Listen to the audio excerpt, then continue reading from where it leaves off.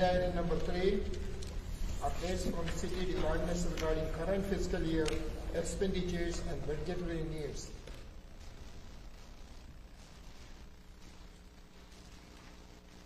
So, Mayor, we need to start a foundation or a basis of what our needs are going to be. So what my expectation for this item was that the department should be able to tell us how much is in their budget, how much expenditures they've used to this point as close as they can, and whether there's going to be enough revenue there for them to end the year, or is there going to be a shortfall, or they're going to have an excess. And then that just gives us an idea of how each department sits, because we need a foundation, because if we're asking for revenue ideas, we need to be able to kind of understand a number that we're looking at, you know, because it's $1 million, $2 million, 5,000. So I think with the department heads telling us more or less, and it doesn't have to be exact, but, you know, just letting us know what their budget looks like and if there's going to be enough, and it's meant to be very short, and so that we can be able to, the community and the business people can understand where we're going with this. The main purpose of this meeting is to get ideas from everybody, including the public and all those who are here. What are the other areas that we can look into for generating more revenue? So that is the main purpose of this meeting, and it says very clearly, revenue exploration workshop. This is not for the departmental performance report. So I have given direction to everybody, and every month we get those kind of a report, especially from our CFO, Alkal Shah, how financially we are doing. And also soon we will be going into workshopping for the upcoming fiscal year budget. So I heard some displeasure from some departmental heads, not everybody, that what is the reason for doing that. We have a budget right now, and we are working on it, and soon we will start workshopping for the next fiscal year budget. So I don't think anybody is going to present anything right now, but let us get the ideas. The main purpose of this one is revenue exploration workshop, and let us get ideas from everybody. If I may, you know, this item's not really up for debate. It's just kind of it's listed as to hear from the city departments. So are we hearing from them tonight or not? Well, that was my intention, because how can the community know where we sit financially if the mayor's not allowing them to give them the information? Some of these, the people in the audience don't catch or listen. They work or have other things, so they can't sit there and listen to all the meetings. So quickly and summarize, each department say how much is in their budget, how much they spend, and do they forecast having enough for the end of the year, or are we going to have to take money out of our fund balance to ensure that their budget is complete at the end of the year? So are the department heads prepared to speak on it tonight? No, I don't well, think so. No, let me say this. I don't think so, because I have given them the direction. This is the main purpose of this meeting, is to get the ideas for additional revenue. It is not their performance or anything. And they all know, we have gone through the budget for this year.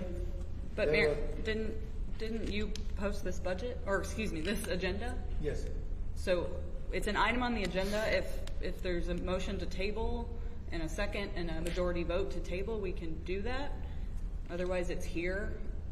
If you guys just want to pass the item, you can table it. Well, and I think for transparency purposes, Mayor, in your town hall, you said how transparent you were, but you're not being transparent now, and I don't see what the big deal is. I don't know why you're making such a big deal. We just want to know where each department stands, and then we move on to, okay, now we have a general idea of what the funding is. Now we're going to start bringing ideas to see how that's going to be resolved. So I would say we're technically off agenda because y'all aren't the department heads. So is there a motion I would say. to I will make a table? motion to table it, and we will discuss it later. Let us get the ideas for additional, to generate additional revenue. Okay, so And that is the main there's one purpose. motion. And we can come back and work on it later. Okay. Okay. Discussion, I think that department heads fear retribution from the mayor if they say anything, because he's instructed them not to say anything and not to answer any questions. And so I think that it's unfair to the public that you're not being allowed to hear from the department heads just because he's fearful of something. I'm not sure what it is. But I think that it's unfair to you that you came to hear and get information and you're not being allowed to receive that information.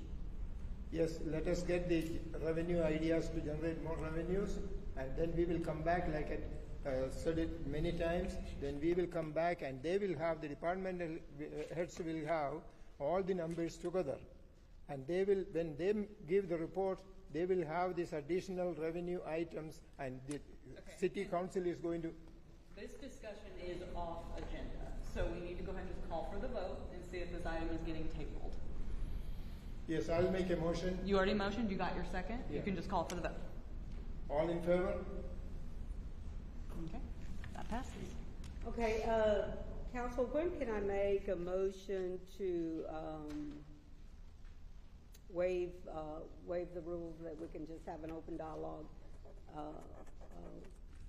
What is the rule? Waive the rules of, Where we don't, he hasn't, where people can just come and, what is it? well, really, this is kind of, we don't have any action tonight, so we're Right. not really requiring any motions.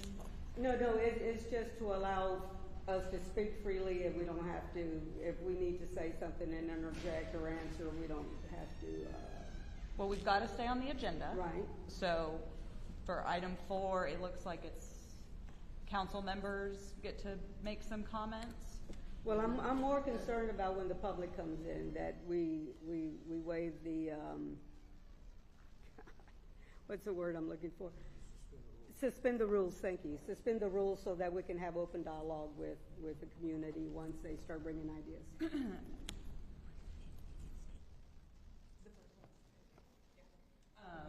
Really, so to suspend the rules is really suspending more of like Robert's Rules of Order in the meeting, that you're not doing a public comment situation. I mean, it is a public comment. You've got it listed as 5 minutes. If you wanted to, you could take 5 first so that they could speak first, and then you guys could address their comments. Would that help? I was thinking more of, when they come up and somebody says, how come you're not allowing the department heads to, that we can suspend the rules and everybody can, without having, okay, you next. If you just have something to say, you say it, and not having If you guys are fine with taking your 5 minutes per person off, that would pretty much have to be off the table. If y'all are going to do an open dialogue. Yeah, I think an open dialogue would work best instead of being I think. You can make the motion to suspend the rules. You need a second and a majority vote, and there's no discussion on that motion. Okay, so can we do it for the rest of the meeting, or does it have For to the be rest of the before meeting. separate? I'm making a motion to suspend the rules so that we can just have an open dialogue. Second. Okay. All in favor? All right, then agenda item number 4.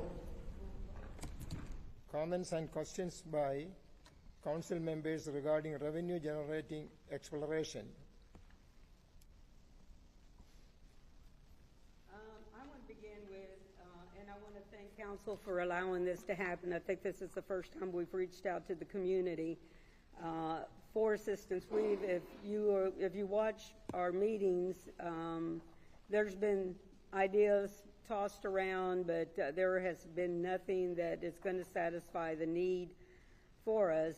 We had proposed a property tax last year that it required a super vote, and we didn't get the super vote to allow the community to vote on how they felt, how they wanted the city to move forward or not, create a capital fund balance so we can improve streets and drainage. So that being left aside, now we're reaching out to the community and the businesses, and this is the foundation I wanted, is because you don't know what we need without our department heads telling you what they're missing, if they're fully funded, are they lacking staffing, supplies. I know Public Works has, equipment, but they don't have the material to work with.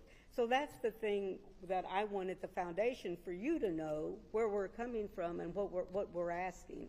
So y'all are kind of working in the dark now because the mayor has signed them speaking, and under fear of retribution, they're not going to say anything because they'll either fire them or write them up in their folders. So we're just going to have to play in the dark right now, and then we're going to want your ideas as what do you think, without knowing what the bottom number is, ideas that maybe we can research or workshop further.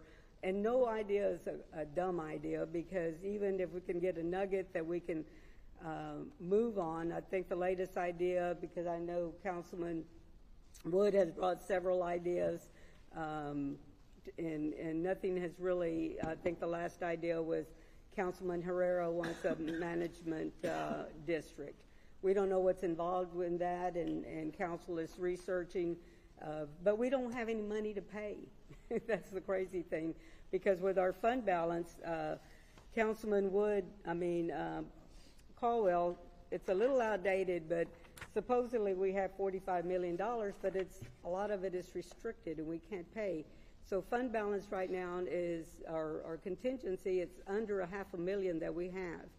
After that, it leaves our fund balance, which is 3 years of monthly. If something goes crazy wrong, at least we have 3 months of funding. So, but after this, then there's no more money. We're going to have to start digging into the 3 months of funding. That's our shield to protect the city. So this is what we are. We're in a situation that it's critical, and I've been saying it's critical for 2 years, and now we're at the edge. But they keep saying, "Oh, well, there's nothing wrong. We have $45 million." And if you look at this, and I have extra copies, everything's restricted. We can't touch it, So that's why I want ideas and it's out of the box thinking, because it's street and drainage and our sidewalks and just, the lack of funding, the lack of personnel. I know there's an efficiency task force committee that's been working and going through all the departments to see if there's anything that can be cut back, but we've cut back. We're down to the shoelaces, so there's not much there. But Councilman Caldwell is going to bring a report shortly, because he's the one and his committee have been going through. So anyway, this is what this is about. We want to hear from you and whatever ideas. Mayor Matthew has indicated that he would like future workshops, so it's this is our first one, so we're going to see how this works out. Yeah, I agree. We any suggestions for increasing the revenue is welcome, and this meeting is for that. All right, anybody else? Yes. Sure. Good evening, everyone. I'm grateful for my colleague here, Ms. Rosas, Councilwoman Rosas, for the idea to have this workshop. I'm glad we suspended the rules. It's an open dialogue. We don't have the 5-minute timer, and neither do you. So if you have ideas, unlike most normal meetings that we have where we have protocol and we can't answer your questions as much as legal counsel allows us to, we're going to answer your questions tonight, or at least we're going to have dialogue and not just one-way communication. So take advantage of that. Yep. If anyone's thinking, well, why is council asking the community to do their job for them? I think that's a fair question. It is our responsibility. You've elected us to come up with the ideas and to bring those ideas to you. And I would say, from my point of view, I have brought ideas to the table. Over the last year, I brought the idea of a drainage assessment fee. A lot of communities around us use a drainage assessment fee, not only to address the drainage issues, which we do have in our community, but it also is avenue of getting revenue to deal with streets. We know that we have streets, some of which are in disrepair. It's a constant issue that you're going to have to deal with, maintaining your streets. And due to the lack of a property tax, and because of the sales tax revenue has been trending down in the most recent years, especially since COVID, there really haven't been enough funds for capital improvements. That's one of the reasons why our streets have gotten to where they are now. Even the $2 million that we were able to allocate for this year certainly will do good, but will it fix all of our issues? Absolutely not. We need a sustainable way to take care of our streets, not just today, but in the future. I think that is a sustainable way. One of the reasons why I like that idea, number one, it doesn't impose a property tax. Being fully transparent, an assessment and a fee, that does mean that people have to pay for it. I looked in with legal counsel if there's a way to do a drainage assessment fee that results in a zero impact to residents, and that is not legally possible. Just as it is not legally possible to do a property tax that 100% exempts residents. We did find a way to 100% exempt 65 plus and disabled by setting the exemption at 1 million, which the state law allows us to set that exemption. There's no limit. But the state has set an exemption for anyone under 65 and not disabled or a military veteran at 20%, and that is our limit. So for anyone out there floating idea, let's work with reality and legality. There is no legal way, and legal counsel can back me up on this, that we have for property tax to not have residents put in some skin in the game, right? You can do that for 65 plus, you can do that for disabled, but you can't do that for all residents. A lot of people are wondering, if our community has a problem with finances, why don't we turn to the business community? Well, the business community certainly do contribute to our city's financial situation by generating sales revenue. All of those businesses, mom and pop and big chain stores that are out there selling merchandise, those local sales taxes come into our coffers. That has been our lifeline for making it work these last 30 years with no property tax. The problem is, as people are going less to do that, and as the needs of the city have grown, especially in proximity to Houston and other areas where there can be crime and other things that seep into our community, unfortunately, those sales revenue generating businesses and that sales tax that comes from those transactions has not kept pace with the needs of our community. That's the challenge where we find ourselves. We're locked in and wanting to keep a zero property tax. I don't think there's anyone up here that is not wanting to keep that. We would love to keep the zero property tax. The question is, what do we do when our principal source of revenue, which has been sales tax, is no longer covering all of our expenses? I know we can look at the fund balance, and the mayor is absolutely correct. The fund balance has gone up and rebounded since COVID. He is absolutely 100% correct about that. And that's important to note. But it's also important to note that the most two recent budgets that I've had the privilege to sit on and be a part of, unfortunately, the only way that those budgets were passed was at a deficit. We're required to do a balanced budget, so the way that we were able to work around expenses exceeding our estimated revenue, was by borrowing from the fund balance. So essentially, their budgets that were balanced at the expense of taking from that rainy day fund that's to be used for emergencies. That's fiscal responsibility. If you have your own household that you're required to manage, that you take care of your family, right? And everyone knows that good fiscal responsibility means you don't blow through your savings. Especially if you're doing that month to month to month or year to year to year, you're going to end up with no savings. And then when there's an unexpected expense, like life happens, I've been teaching my 7th graders some financial literacy skills. And I told them about the importance about having an emergency savings account. That you never know. If you're living paycheck to paycheck and you have a flat tire or your leak roofs or you have some hurricane damage, things happen. If you're only living paycheck to paycheck and you don't have an emergency savings account, then that could be a financial crisis for a family. We don't want a financial crisis for our community. We're trying to be good stewards of the resources that, thanks to people here shopping local and thanks to businesses generating that revenue because of local shoppers, to make sure that that's enough to cover our needs. The problem we're finding now is, how do we expand the revenue because the needs have expanded, because the expenses, as you all know, you're seeing in the grocery store, have gone up. The price of eggs when I was a kid in the 90s is way different than the price of eggs right now, right? Just like the price of almost anything, the price of a house. Well, the price of running the city as you expect it to be, with streets that are well kept, that are not full of potholes, with parks that are pleasant, that people want to come and enjoy with their family, with their dog, with their friends. Having, most importantly, public safety. Knowing that when they call 911, the answer is going to be there quickly. They're going to have the police and the fire service that they need. Those are the things that you expect from our local government. That's our role. Not to do bells and whistles and have all these amazing things, just the basics.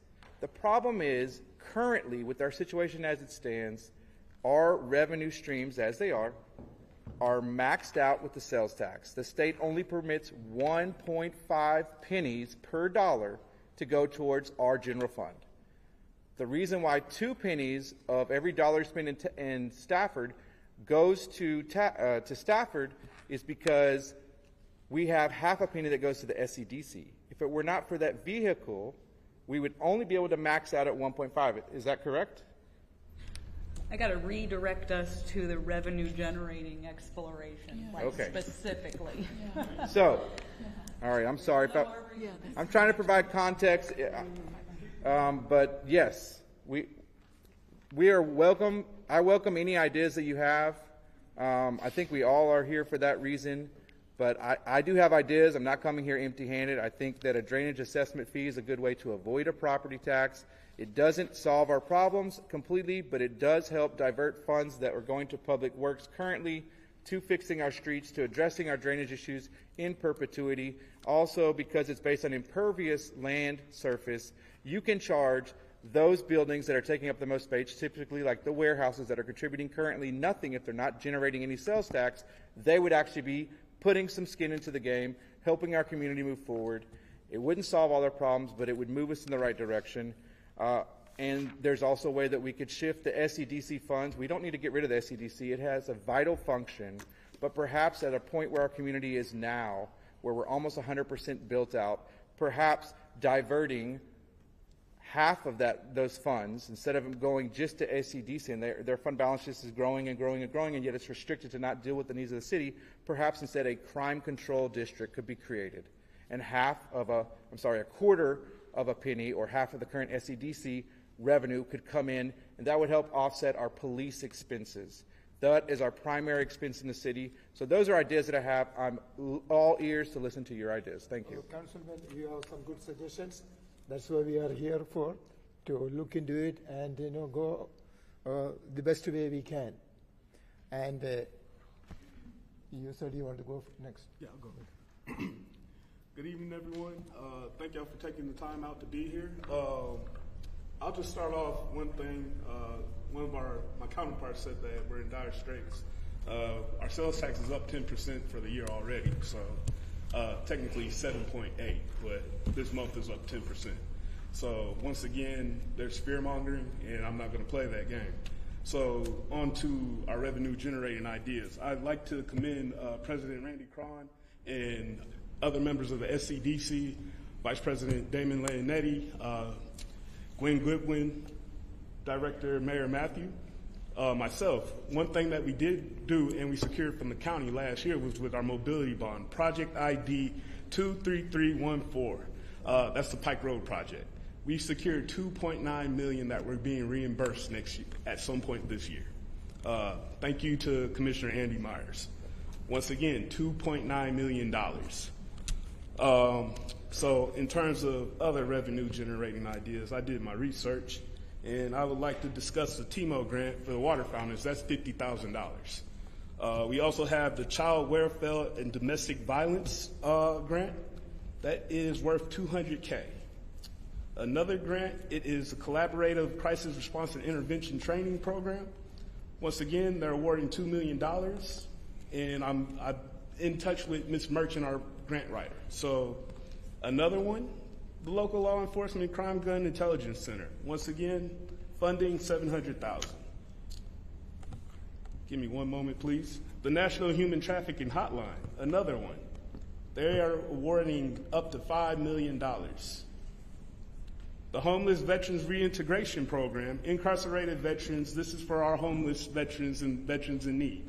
Once again, the bottom of the award, $150,000. $150,000.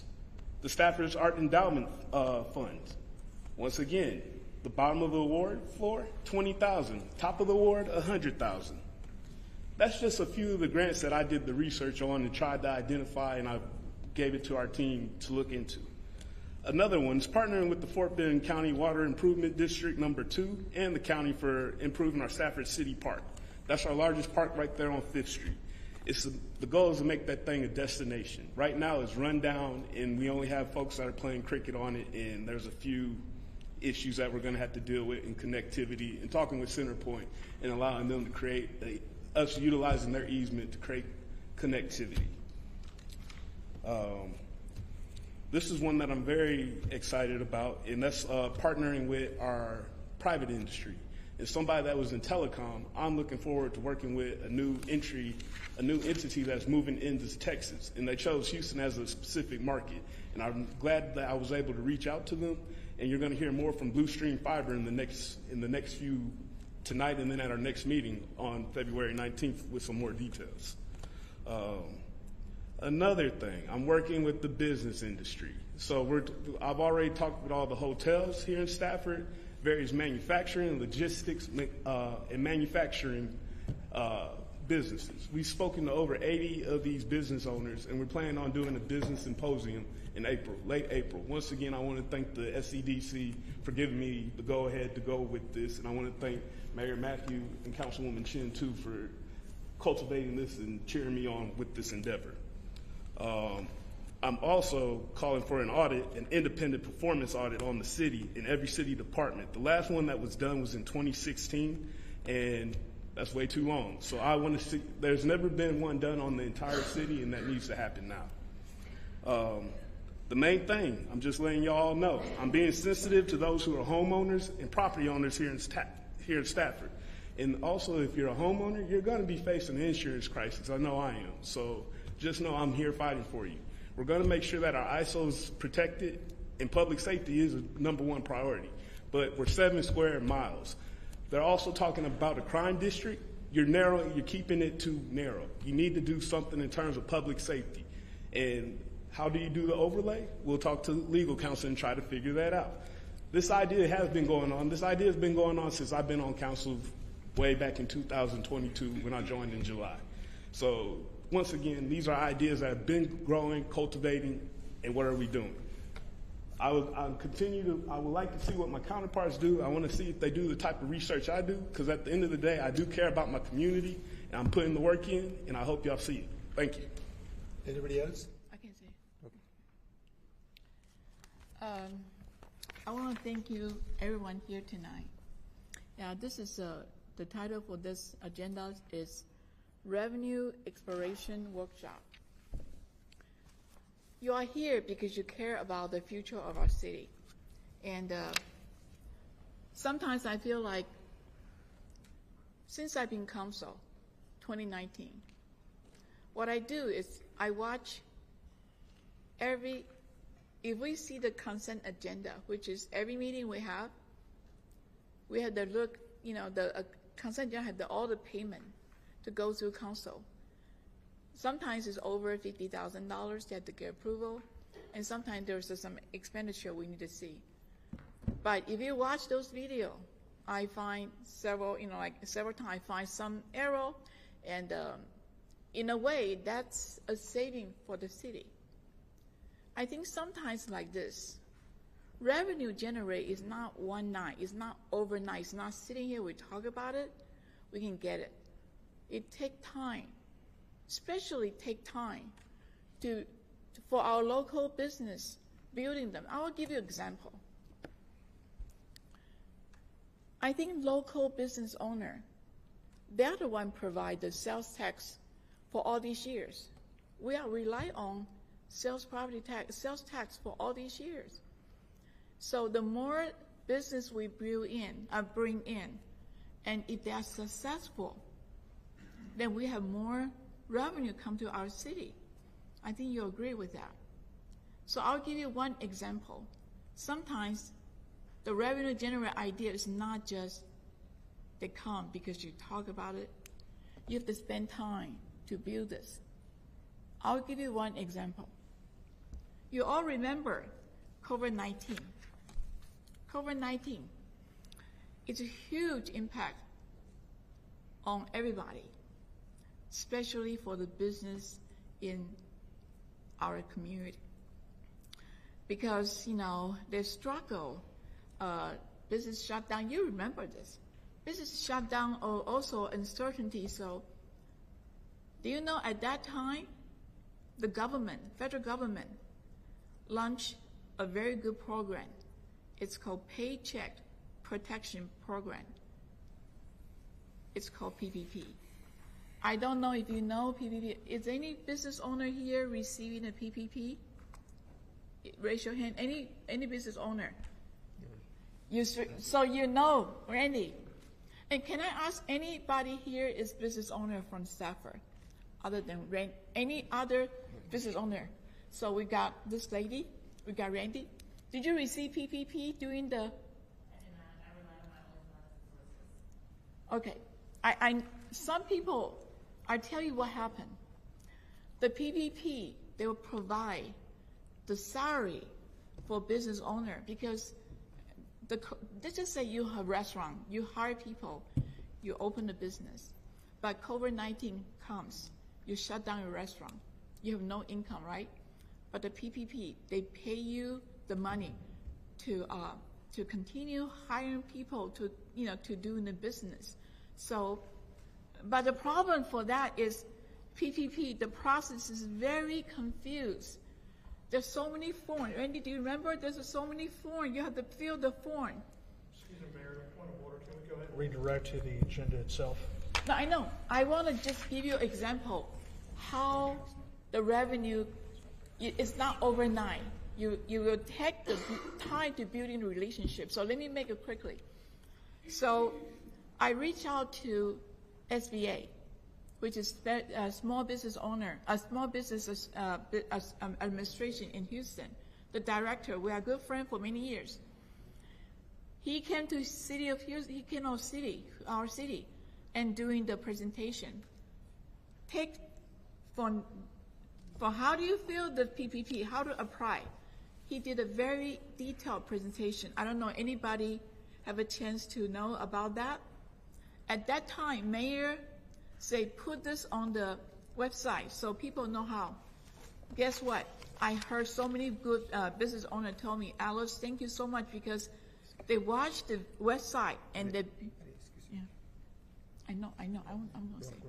I want to give you an example. Say generate revenue is not just one way. There's so many ways we can generate as a city council. It's private sector work with government sector together. So because we do that, we help a lot of business owners got a PPP, business survive. They bring more sales revenue. So that is when we continue to help them, and they generate sales tax to our city. So I want to say is there's so many ways. For instance, I feel like saving costs. I know Chris Cowell doing an efficiency audit. And this morning, I don't know if you watch the Houston City Council meeting. I watch.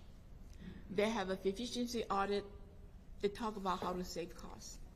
And one city council member say, thank you for the efficiency audit because you find area, reduce cost.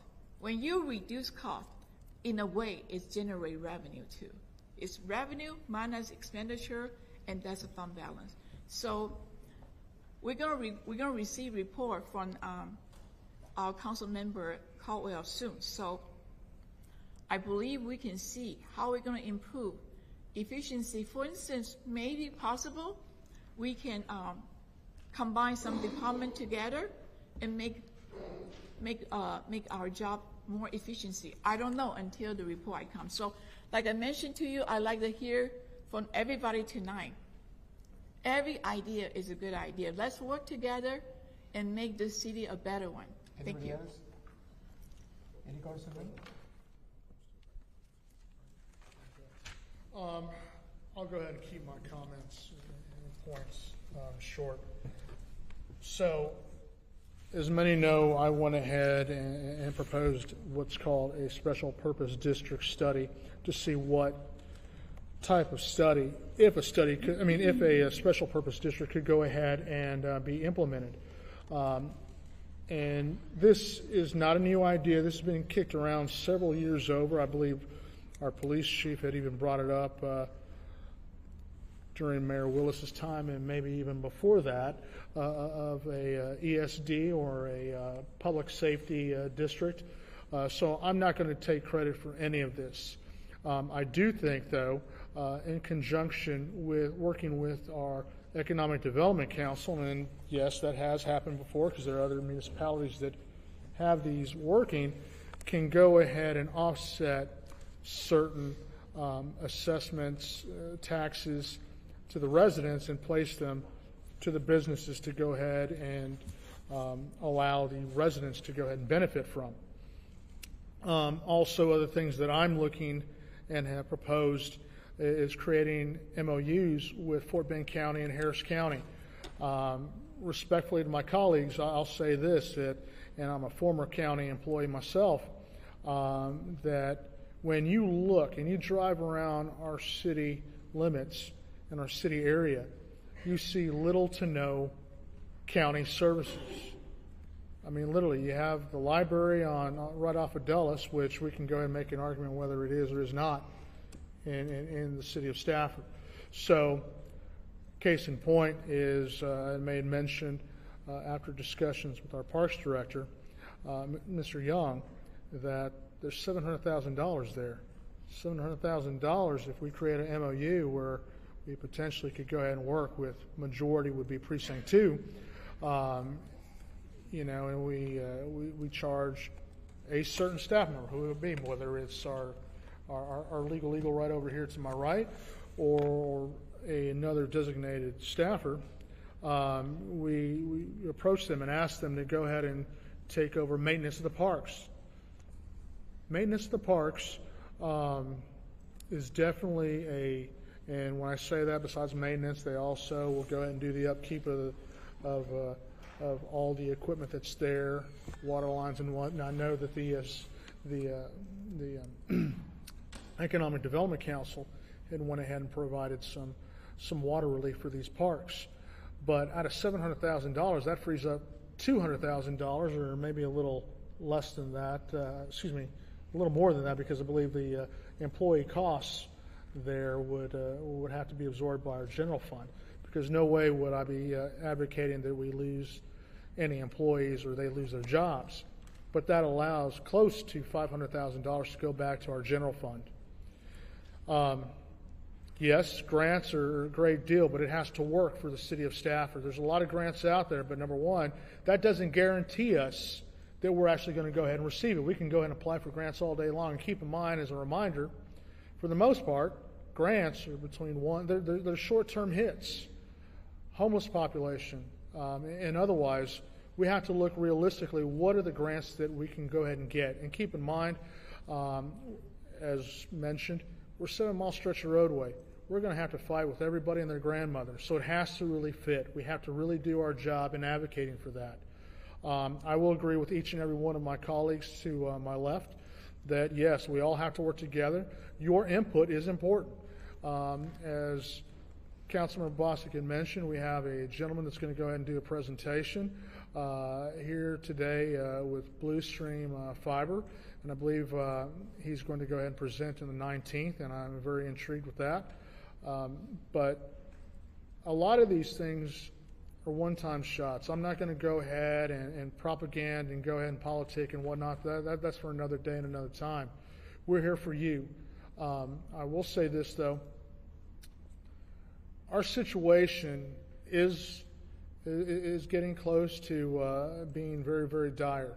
I've had discussions with good folks over at the University of Houston. Many of you know I'm a proud Cougar, and I'll say this: the numbers that we see is not good. But no matter what, we're all working together and are doing our best. And I hope that you know that we really are working for your betterment, for our community's betterment, because it doesn't just help you, and it doesn't impact you. It impacts all of us, because we all live here. And also, lastly, I'll say this, is I want you to go ahead and understand and know that each and every one of our city employees do a bang-up job on a daily basis, whether it's the Stafford Center, whether it's our police department, whether it's our fire department, whether it's our legal IT, our city secretary in the back. Y'all need to go ahead and know that, in public works especially, I mean, they're the unseen, unthought of heroes, if you will, because while they have the uniforms and whatnot, they're out there right along with police and fire, doing what they got to go ahead and do, and clearing the streets and clearing the drainage and whatnot. So let's also recognize them.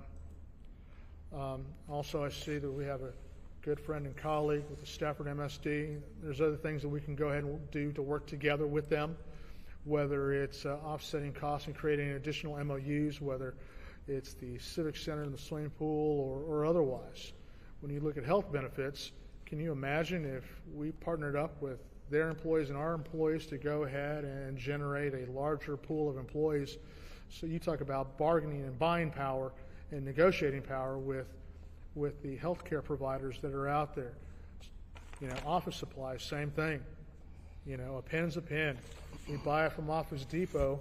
They buy it from Office Depot. Can you imagine the collaborative that's out there, whether it's through buy boards and otherwise? So there's other things there, but will it help us all along? Not one particular thing that's going to be proposed here today will help us get through that. But if you piecemeal pieces from all over, that will help us get there, hopefully, God willing.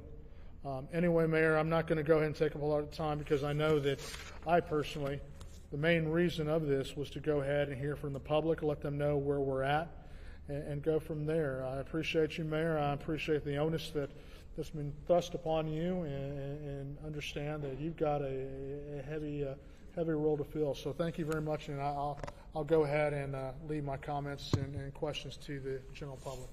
Yeah, but the rest of the council members, if they want to say. Oh, it's up to you and all, but I just want to go ahead and make sure we have enough time for them. From the council side? Yes, sir, Mr. Mayor. Oh, yeah, thank you. Thank you very much. Citizens of Stafford, we really have two solutions to the problem. The first solution is curtail your spending, live within your budget. Might mean you have diminished services, but you live within your budget. The money we get is the money we spend. The second one is to bring in extra revenues, which we're exploring tonight. So if we choose to do extra revenues, there are a few things that we need to understand. Anything we do will incur costs as the citizens, as a community. The question is, what do you want to pay for and how much do you want to pay for it? Any fees that you look at, someone has to pay for the fees. Nothing is free. Some kind of way we as Staffordians are going to have to pay for these services that we get.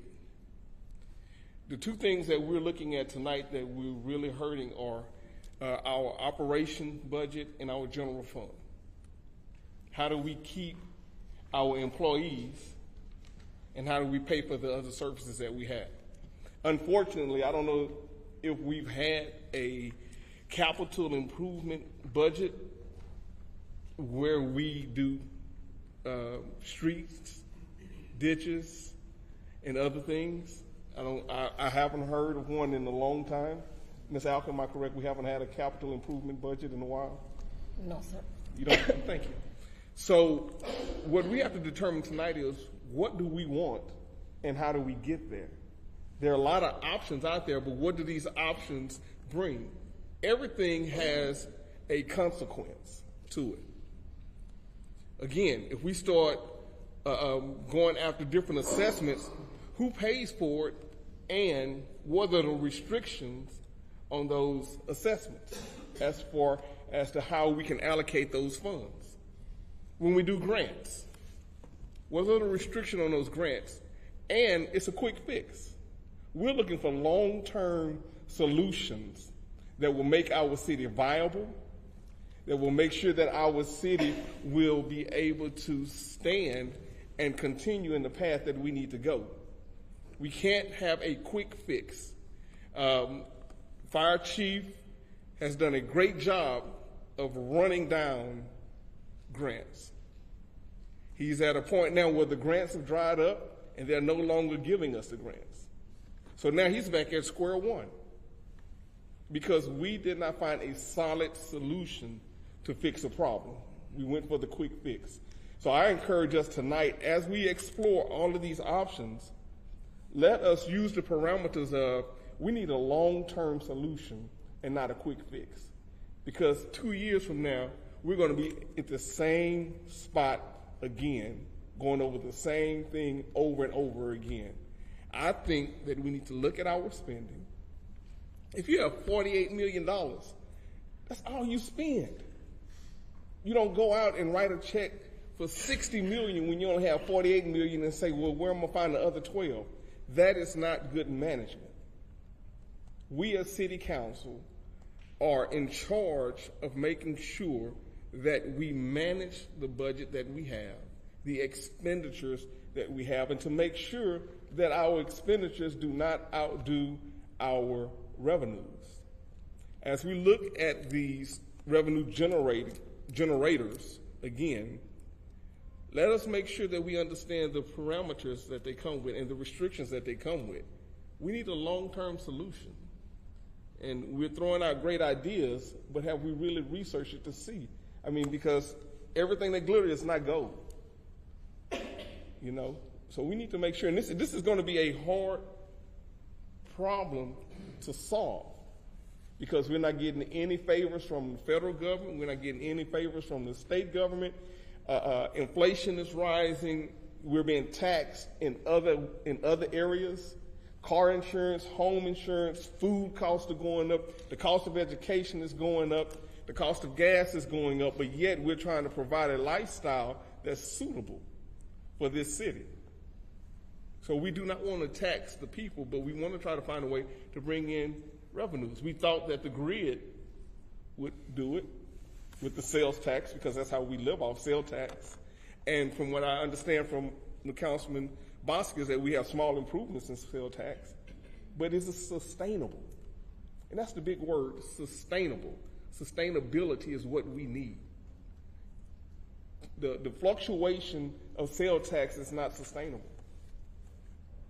Every year is different, so we don't know what we're getting. So as we begin to explore these options, let's see sustainable growth over time, something that we can make sure that we can continue.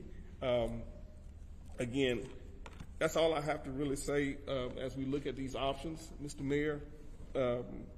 I honestly believe that our first priority should be to live within our means. Thank you, Councilman. So I'm going to next agenda item. All council people spoke, is that right? Thank you. Mayor, if I can just ask for clarity Yeah. from legal counsel. When we move on to 5, we suspended the rules. Are we allowed to have dialogue? Are we able to respond to comments from the public? Or because it's a public comment section, are we just silent up here? Well, you guys suspended the rules. You can talk back and forth. I would highly recommend letting them say what they want because we spent an hour up here, and so let's let them talk.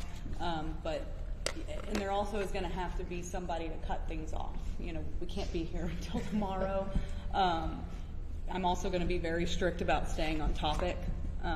So, yes, you can respond back to them. Thank you for that clarity. All right. Thank you, Mayor. Agenda item number 5. Mayor, before we go into agenda item number 5, I'd like a point of clarification from our city attorney. So when we move into item number 5, is there that 5-minute limit, or there's no 5 limit for the public itself? Because they're two different agenda items. I want to make sure that's clear. Also, do we have a time limit of what time we're expected to leave out of the the room itself. I understand you don't want to be. I don't know that. Yeah, so I understand, and I want to be respectful. I want to make sure that everybody is able to go ahead and speak and whatnot. And I see our SMSD board president is chomping at the bits here to go ahead and talk. But I want to make sure that we have clear parameters. No, you guys cleared those, so there are no parameters. But you'll be go ahead and keep us on I'm topic. going to keep you on agenda as much as I can. Let me read the agenda.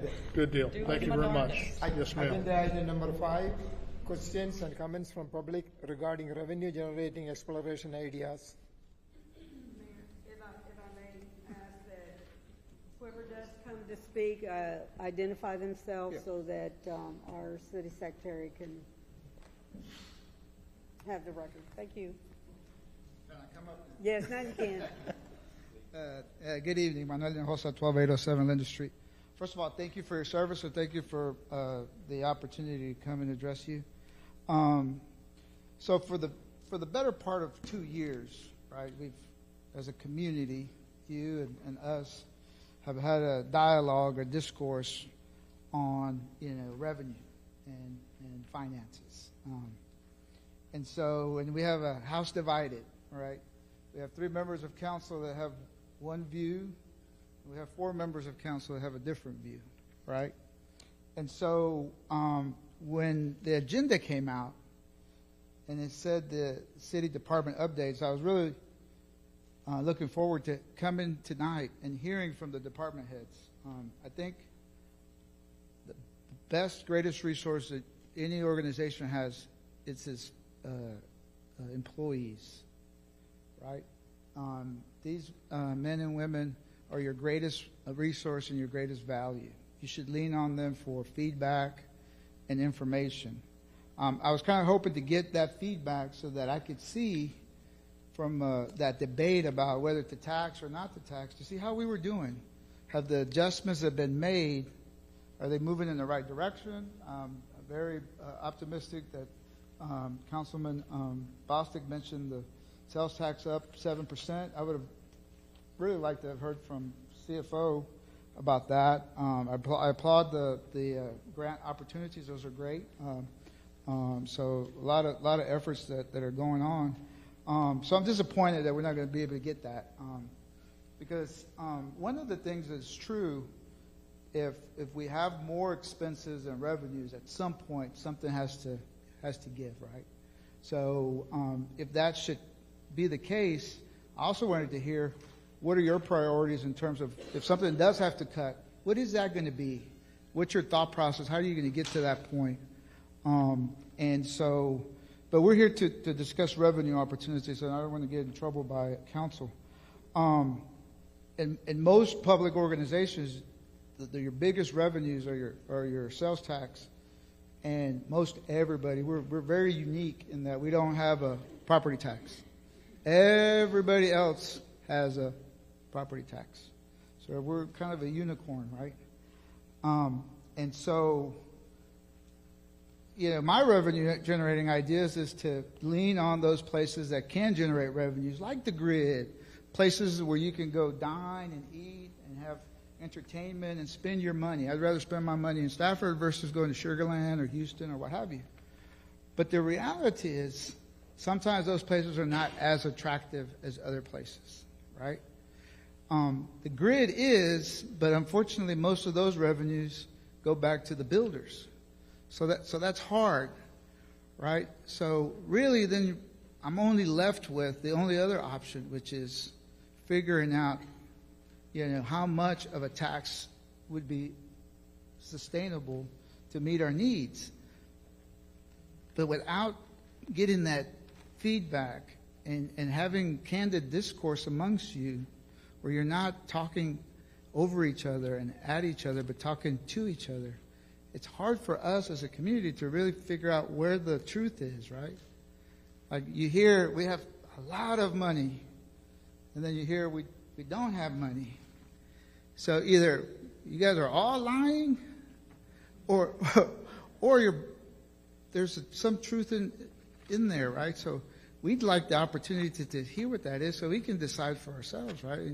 And help you, but it's kind of hard when you don't let us, right?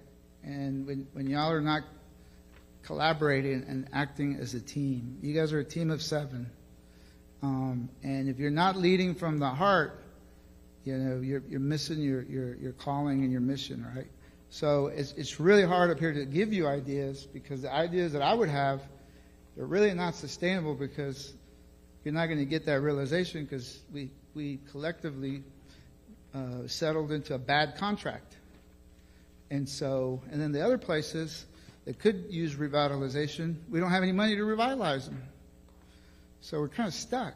I don't want to pay taxes, but if I have to, I want to understand where our finances are, where our revenues are, and where we're spending that money.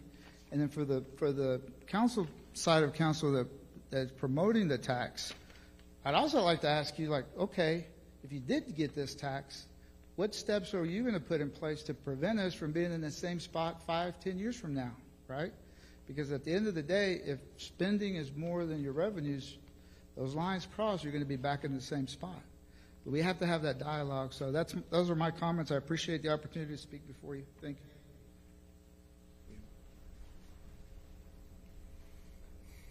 Sadie Williams, 2403 West Bend Drive. Council, you have the entire community confused. You really do. We were told 5 or 6 years ago, if we approved the grid, we would have $3 to $4 million every year in tax revenue. What happened to that money? We know their businesses are out there. They're doing great. So some of this doesn't make any sense. This is my 3rd time to tell you, you need a financial audit. You need an investigation. There's a town in Fort Bend County that had it. They found $3 million and got rid of 18 different positions. I'm sure Stafford can't get rid of that, because we have a lot of dedicated and very good employees at the city. But somehow, some way, you need to do an investigation. We're thoroughly confused. I talked to some of my neighbors, some of my friends in different areas of the city, and they're confused. 3 to 5 years ago, we were booming. We were doing real well. All of a sudden, we hear that you're in financial straits. Somewhere, somebody's not telling the truth. You're not being open and out front with us. I've lived here all my life. I'm not moving. But we do expect things from you city officials. And I guarantee you, no one wants to move. Everyone wants to stay here. But we do want some answers. And of course, 2 of the more dedicated departments, like the police and fire, that are suffering, that's not right. Come on, guys. We want safety. The house across the street from me burned about 5 years ago. It was awful. We had other departments in the county that came out, but our department was out there first. And it was devastating to everyone there. I ask you to, first of all, tell the citizens what happened. You have one person that made the comment from City Hall that the citizens of Stafford just need to pay property taxes. Well, honey, you don't live in Stafford, and you're not my boss, for sure. Research it. Find out what's going on. If you have to have an investigation, it will be well worth it. Thank you.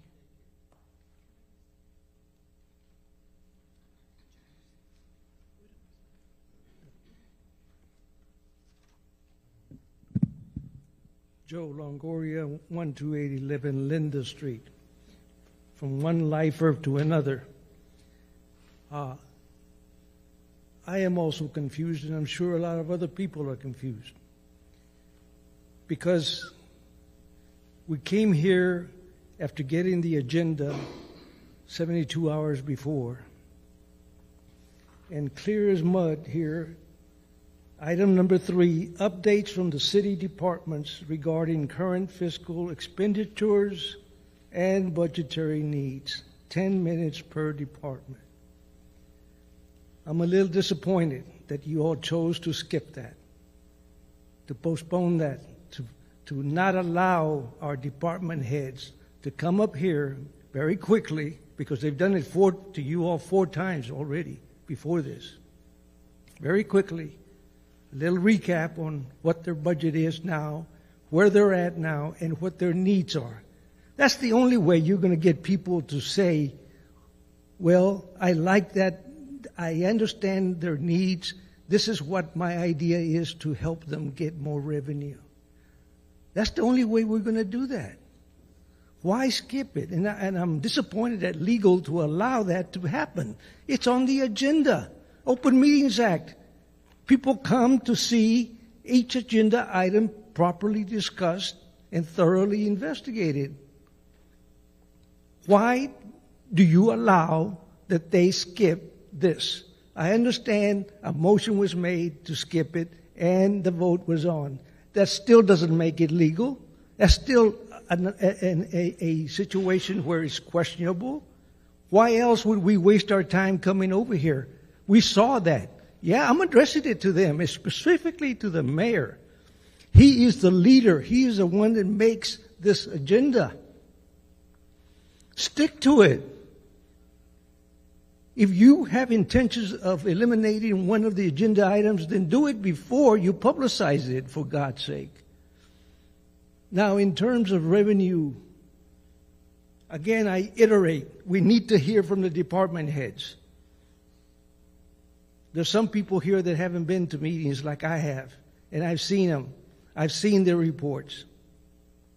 But there's some that don't, especially business people. Mrs. Chen, you asked a while ago to raise your hand if you have a business in Stafford. And there's a few that raised their hands. Mrs. Chen, we're all businessmen. We're all businesswomen. You know why? I have a $300,000 home and property. That property, that home needs maintenance. Where do you think I get it? From Quartz Hardware or other places? We need food. Where do we get it? From grocery stores, small stores in Stafford. We're all business people.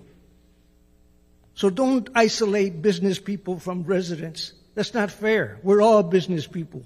We have to maintain our property. In revenue and options and ideas on revenue, please take a look at all the warehouses that we have in Stafford. Take a look at all those empty slots that we have in these warehouse complexes.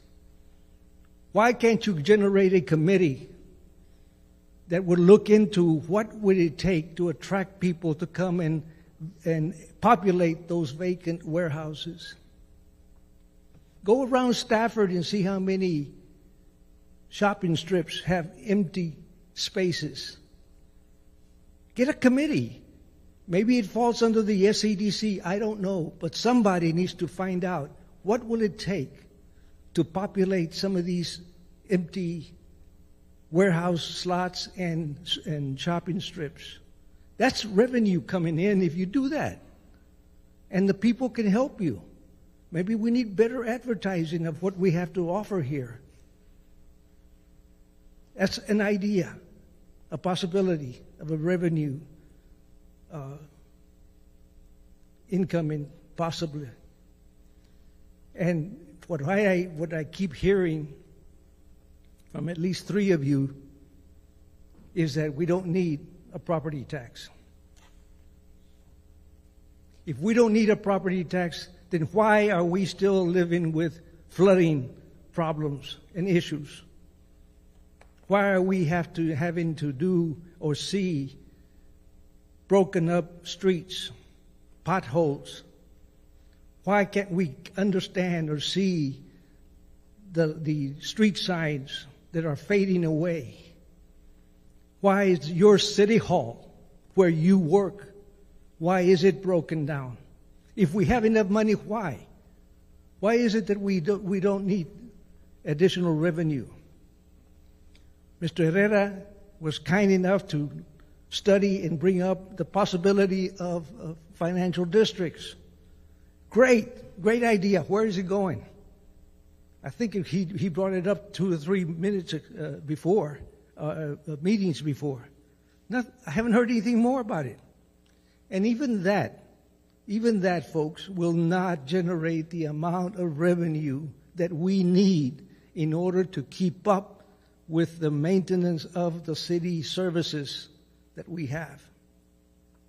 Everybody's afraid to mention the word property tax. But at some point in time, we've lived without it since 1995. At some point in time, we had to.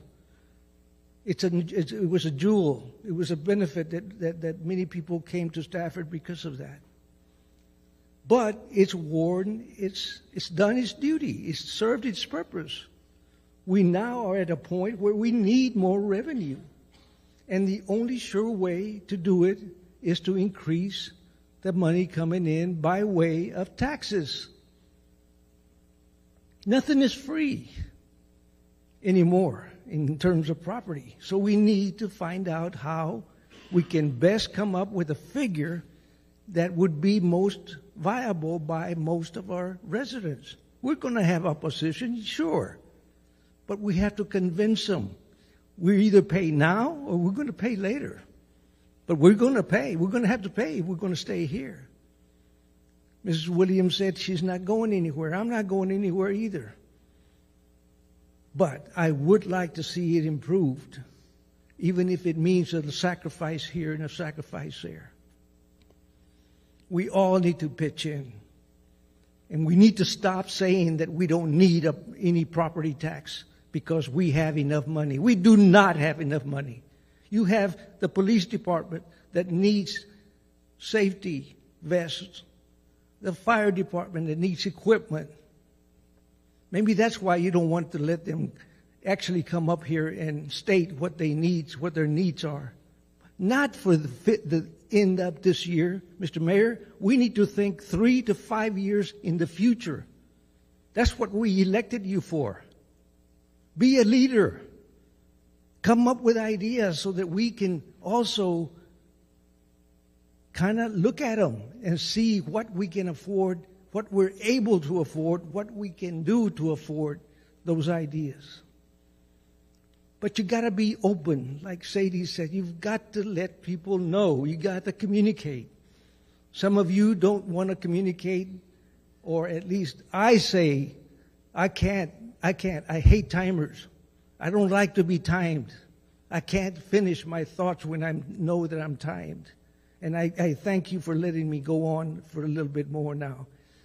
But emails, a perfect way to communicate. You can read it. You can put it aside until you have time, and then you bring it back up, give it some thought, and answer. But you do not do that. Not all of you. That's very disrespectful. And there's no need for that. You have a time to answer. If I have the time to write at 1 o'clock in the morning what my feelings are about something, you certainly have at least a week to think about the answer and then get back. But you don't. Some of you don't. I don't want to say everybody because not everybody does that. But that's the way you communicate. You don't like what I say, that's fine. But at least answer me. Okay, we can't communicate if you are just answered to the things you like and not the ones you don't like or the ones you don't agree with. Come on. You're the one that's elected, I'm not. I'm just throwing you ideas, thoughts that's in my mind. And you should take that and cherish it. Because it's coming from people that actually live in the firing line. I live with a ditch in front of me. And I worry every time a hurricane season comes about being flooded. 30 years I've been coming in front of the city council asking for help, asking for a plan, a strategy. Can't even do that. Can't even come up with that. So it's very disappointing, to find a better word. It's disappointing that you don't pay attention to some of us and that you allow meeting management to be mismanaged altogether.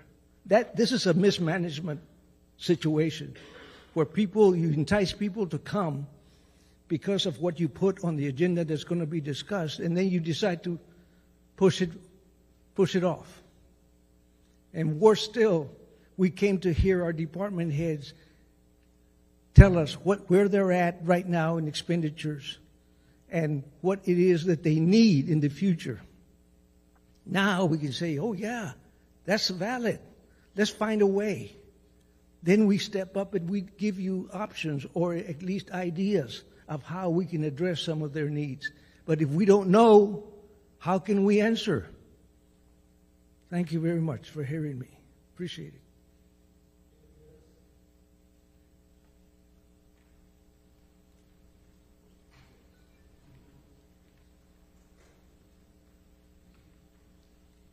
Hello, everyone. My name is Angela Bryant. I'm the owner of, half of the ownership at Power Lounge right here at the corner of Staffordshire and South Main. And so I'm coming with a different approach because I've heard a lot of things. I know we don't understand what each department is spending at the moment. And you know what? I think we can move on from that, right? So we'll talk about a couple of solutions that I thought about just sitting here while you all were talking. I know that the Civic Center, or can someone clarify that the Civic Center, is it owned or co-owned by the city of Stafford?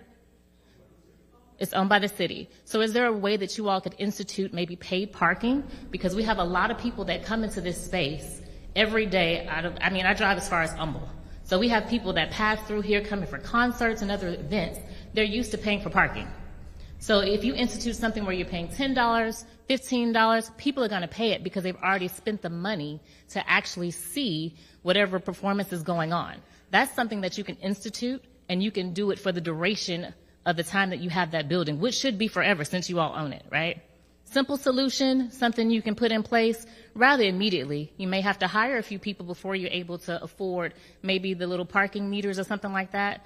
But in this day and age, people don't care about parking meters. Give them a QR code. At the time that they arrive, that's something that someone can create from their phone, put it in the office. You go through all of your media documentation that you're supposed to do to stay within the constraints of the state of Texas and the city of Stafford, and have people pay for parking. I don't know how much that will generate. Does anybody know how many spaces are at that particular venue? So that will probably be something to figure out. If there are 400 spaces, my daughter, she cheerleads over there every now and again. If there are 400 spaces, and let's just say over the weekend you have 3 events, we'll multiply that by 10, right? 3 times. That has generated money almost instantly that you all can take back to the city. And there's 52 weeks, right? So there are opportunities where you can earn money without trying to institute a property tax, because what I've heard tonight is people can't afford it and they don't want it. I don't personally know what the impact would be, but I do understand if you don't have a property tax now and it's instituted, people are going to be really ticked off. That's my first solution. The second one is I'm a business owner, and I have to tell you, it's very hard to stand before you right now. My business was closed about 3 days ago for something that we don't have an answer for at this moment. And as a business owner in Stafford, it is very difficult to go through the process to get your business through the system just to get approved. A lot of these warehouses that you're seeing, the buildings are there, but it's very hard to get a certificate of occupancy. So if you can find a way to streamline that process where maybe there's some cross-department assistance to make sure those gaps are filled, you probably would have the businesses in place to be able to bring the sales tax that you want to bring to this area. In addition to that, local tourism in every city and county is at the forefront of bringing revenue to a city. The city of Stafford could partner with one of the high schools, partner with HCC to work with their media program to say, hey, we want to promote the city of Stafford. Today you all put out, on Instagram, and I'm a millennial, so yes, I use Instagram for just about everything, even my news. On Instagram, You all put out that this workshop was here. There were only 2 likes. Y'all know more people live here. More people pass by here every day. People need to see this information by way of email. Hey, we have new updates for the Instagram, for Facebook. I don't know what social media outlets you're on, YouTube. If you partner with the schools here, you can just tell the students, hey, go hang out in the park. People aren't used to being social anymore. COVID kind of hurt us when it comes to that. That's free media for you all to use, and it also helps the businesses because a lot of people pass through South Main every day. And I mean, I have people that have come to my business and said, when did you open? I've been here for almost 2 years. I've been prevented from putting signs out. There are other businesses that they'll tell you code compliance will come by and say, take down your sign. Well, how in the hell are they supposed to know we're open? You want us to bring money to your city? Allow us to promote our businesses. Allow us to have a voice. Allow us to partner with all these different businesses around, because I can tell you, I go to Cord Hardware probably 4 to 5 times a week. They don't know my name, but they know I'm in there. I go there, I buy mop buckets, I buy solution, I buy all these things to actually support my business. But guess what? I'm a business owner spending money in Stafford, not just earning money in Stafford. So when you look at Lotus Seafood, they're right there off South Main. Some people know they're there. If there was a tourism effort, and I heard the gentleman say something about a committee. If there was a committee, get some business people in here. I'm smart. I'm not going to lie to you. I'm super smart. So I'm going to tell you like this. You get with the business people here, get a couple residents that have the same buy-in, and then we can change some things for the city of Stafford. And these are things that are very, very minimal changes that will bring money to the city. I thank you all for your time. Again, my name is Angela Bryant of Power Lounge. When I open up, come back and see me.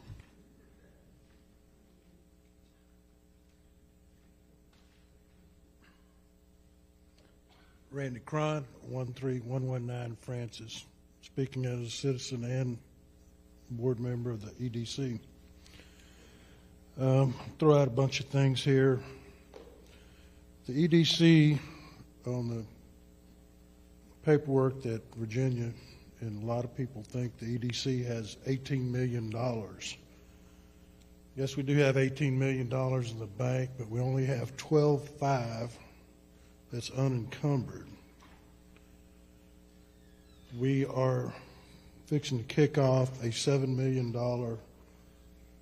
drainage project in the city with the help of Mr. Young.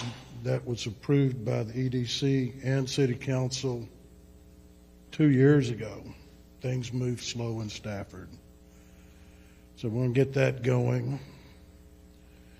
The EDC also, we look at it as one pair of pants in 2 pockets. You got city's general fund, you got EDC money. The city doesn't have a capital improvement program for 5 years out. Now the EDC is doing this drainage project. They are working on a water fountain project. We are doing a lot of the capital improvements in the city that the city side of their fund is not doing that. So we are trying to be supportive of this city. That's what we're there for. But we need a capital improvement project. Next month we're going to discuss a street improvement project. Now we have certain state laws that we have to comply with, that it has to be commercial or part of the infrastructure. The EDC also reimburses or funds the city roughly $750,000 a year for city staff that supports our board. Well, there's not a whole lot of staff that actually does stuff for us on a day-to-day basis. That money is legally put back to the city, but that is helping fund your budget overall, okay? But we can justify it. We need the city with Mr. Young and various council people. We need projects brought to us.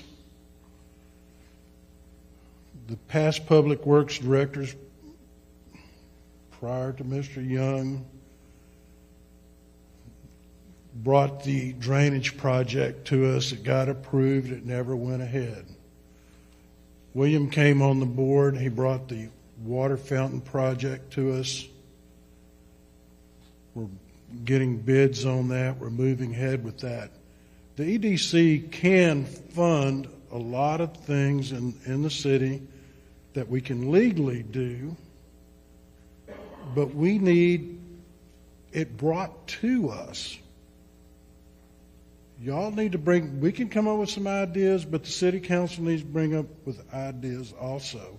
And if we can fund it like a street project, $1 million a year or so, because the vast majority of our streets in Stafford are commercial that we all drive down and we're all dodging those potholes. If you want businesses to come here, we want to attract businesses, we have to have a community that they want to come to. They don't want to have to drive around the potholes any more than we do. So bring us these projects that we can do. Now, I caution you, we don't want to run them out. If you're low money in this pants pocket, we don't want to start raiding this pocket and all of a sudden not have any money in that pocket. So we have to come up with new revenue ideas so both pockets remain full. Now, under Mayor Willis's, we had a comprehensive planning study that we started on. At that time, legal counsel was Art Pertile, and it was brought up about vacant commercial buildings.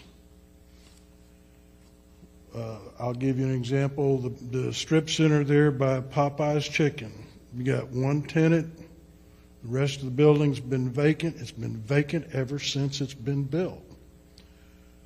The Church's Chicken on South Main has been vacant for quite a while.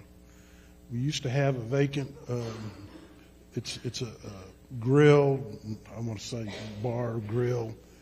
It used to be a barbecue place on 1092. It was vacant for probably 5-6 years. It was discussed in a comprehensive meeting, and legal counsel told us that some cities have had this and that it could be done, was that you could put a tax or assessment on a vacant commercial building. We need to address that because ultimately we want companies to come to this city to provide a quality of life, provide jobs, sales tax revenue, and not be an eyesore. So I think we need to look at, I don't know what all the legalities or time frames, if that building is vacant for 6 months, he's not paying any property tax. The strip center at Popeyes, he's not paying any property tax other than the city tax. It's not hurting him. We need to put a hammer on him to try to get these buildings occupied. Okay? Now, as far as attracting building, at our last board meeting, HR was there, and the message from the board was we need to fill our director's position. We need somebody that the EDC is going to pay for. We need somebody going out and physically knocking on these businesses' doors, going to these trade seminars, trying to attract these businesses. Right now, the philosophy in the city, because of the lack of staff, we're waiting for somebody to come in with plan checking or inquiring about coming into the city. We're not actively of a person on staff going out there and representing the city. So we need to fill that position to work on getting these businesses here. Again, I'll say that the 5-year comprehensive plan, that needs to be worked on and presented, because right now, any ideas that people may have to solve our, say, $3 million budget shortfall, because the departments had more needs than what y'all could fund. That $3 million is not a realistic number, because we need to be looking at what streets in our subdivisions, the overall, what needs to be funded. Yes, we need new revenue, but right now, we don't know how much we need to raise. Because if Mr. Young comes in and says the drainage system is collapsing in Vaquero Manor or wherever, and we need $2 million next year to do this, that's going to be a surprise. We operate on surprises in this town, okay? We need to get away from that. We need to do long-range planning. As William said, the sales tax for the month of February is up 10% from last February, 7.38 higher than this time last year. So that's a positive thing. But inflation is just moving on and on. I mean, have you priced a dozen eggs lately? Other than that, but yes, I mean, we have a lot of complaints of the past. Let's look for the future. Let's try to run some revenue. Also, William has on our board. We're working with the Workforce Solutions, and to answer some of the questions for the business people, yes, the EDC is going to start trying to have a monthly or quarterly meeting to have businesses come together, discuss the issues in the city, and we need to show the businesses that we want them here and that we're willing to work with them. As the lady said, that they can come to us and say, these are the problems we're having in plan checking or whatever, and get feedback from them what to be better government to the citizens. So there are several things on the horizon. Unfortunately, as I said, things move slow in Stafford. But we're going to try to get that changed with everybody's help, and we'll move forward, and eventually we'll find the answers. Now, as far as the taxing as overall, I don't want to pay taxes anybody more than anybody else. But my thing is, if it was some form of public, I would rather see a tax. If we were to go for some kind of property tax, I would want a tax that was earmarked for, say, public safety, which would free up a lot of money for the budget so that you could get back to replacing street signs and things of that nature. I want to see the EDC board investing in things that are going to be there for 5, 10, 15 years. I don't want to be funding everyday expenses. A public safety tax, personally as a citizen, if I want to be taxed for public safety, I know that it's going for salaries, police cars, fire trucks, police station buildings, that we're not planting pansies in front of the Stafford Center, buying new council seats, that this money is going to go straight to there. I want to see what we're getting, that, and if that year there's a surplus, that it carries over, that it can't be used anywhere else. But the main thing as far as, I want to say the EDC will help you any way we can. The EDC is the city, but we need to raise new revenue because both cigar boxes need to remain adequately full. Thank you.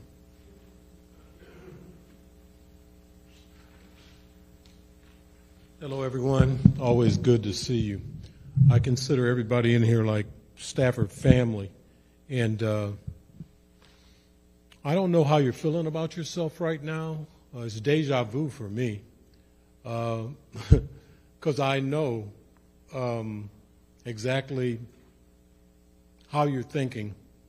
But I'm concerned about perception, your perception as council members, because you're obviously divided on this issue.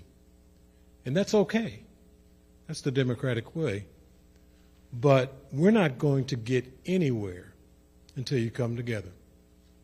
We're not. This is almost a waste of time. It was poor that we changed the agenda. I was, not you. I'm looking at you. Hey, you're part of the family. I'm talking to everybody. Because I'm concerned about the communication. Look who's here. We're not reaching the people. I really appreciate the business owner. And Randy, when you put on that hat, I appreciate when you have to, take both sides. That's not an easy thing to do.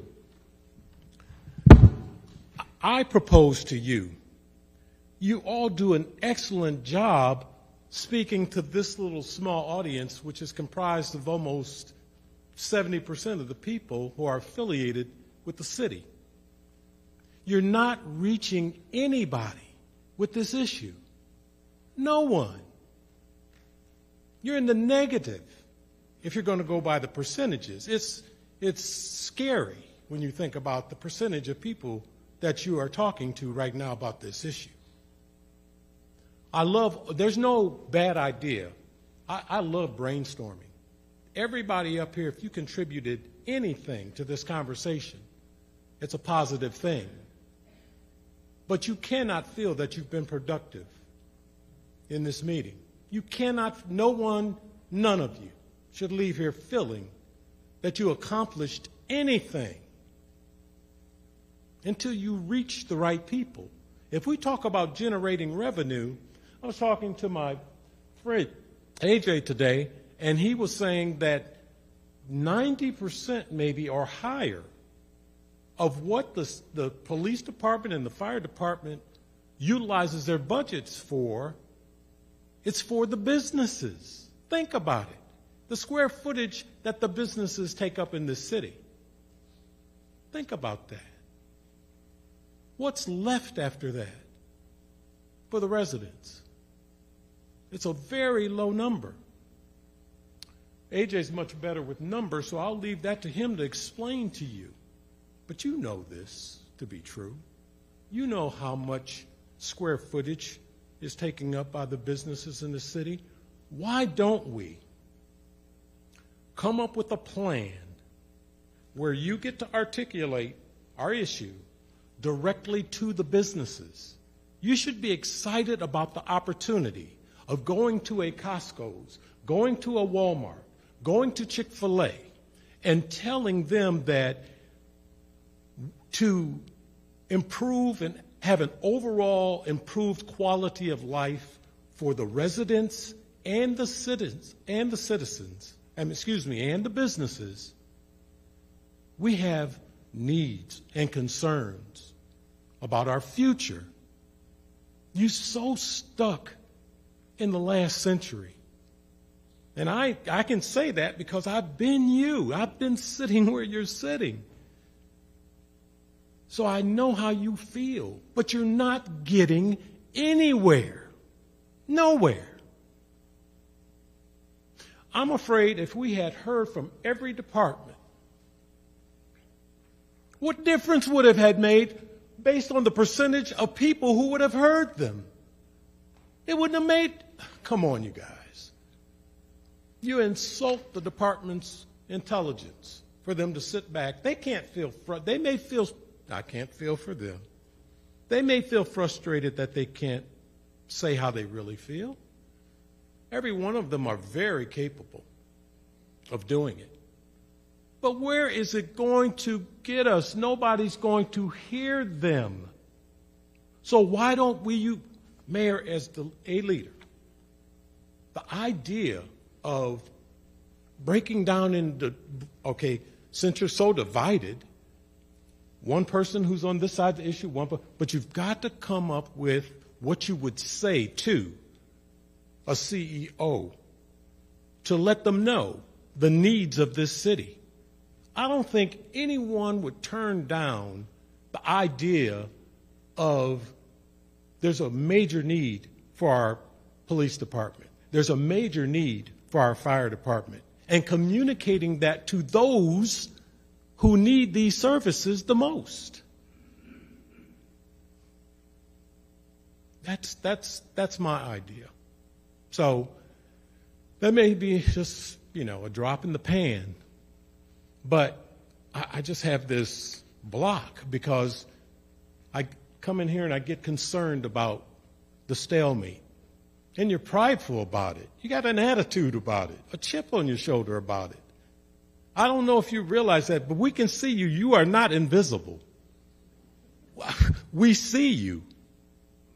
And then when you open your mouths, and I'll say this respectfully now, as a friend, you defend your positions, and that's when you expose yourself.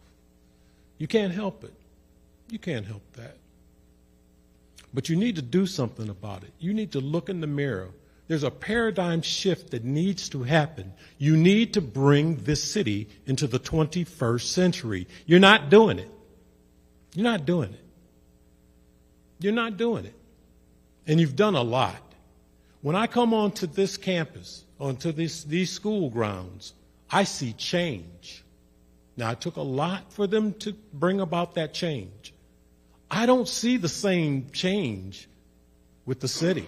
You're not keeping up. You have kicked I hate this term, forgive me. You have kicked the can down the road so many times and for so long, I don't think you even realize how far behind you are. So when you start talking about how much money we have, Mr. Longoria is absolutely right. No, don't do that because it's almost being dishonest. It's almost being dishonest. You should know better than that. That's when the departments get insulted because they're the ones who really know. They know. And it's amazing that they're still here. It blows my mind. That's where the family part comes in. One of the council members calls me and said, Don, come because you know you love us. And I couldn't deny it. I literally love you. I do. But I tell you what, I'm very concerned because you're not, I don't know, this dug into these positions exactly where you were 3 years ago when I was a part of you is ridiculous.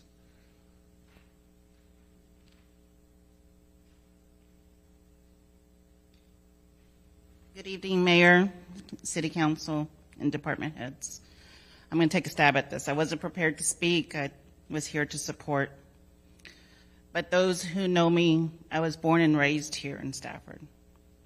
I raised my kids here. There's not very many of me still here in Stafford. I myself believe that my generation is a dying breed that decided to stay, raise their children. Hopefully I'll have grandchildren that will also come through the city and be raised here in Stafford. But I want to share with you, while I was growing up here in Stafford, we had a Kroger, we had an Academy, we had a Kmart. There was no need to go to neighboring cities. There was no need to travel to Sugar Land. There was no need to travel to Missouri City. But my children, who I've raised here in Stafford, they're outdoorsmen. They go to Sugar Land. They go to Aliana. They go to Missouri City because they don't have the opportunities here in Stafford. My daughter, if you know her, you know that she's very athletic. She tries to stay healthy. There's no gyms here. There's not if she wants to join Lifetime Fitness, LA Fitness, those are our neighboring cities. There's not an opportunity for us here. Healthy eating. Times are changing. Nutrition facts are changing. We need those here and those opportunities.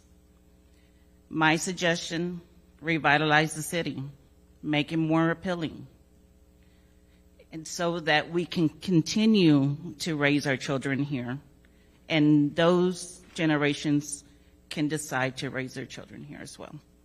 Thank you.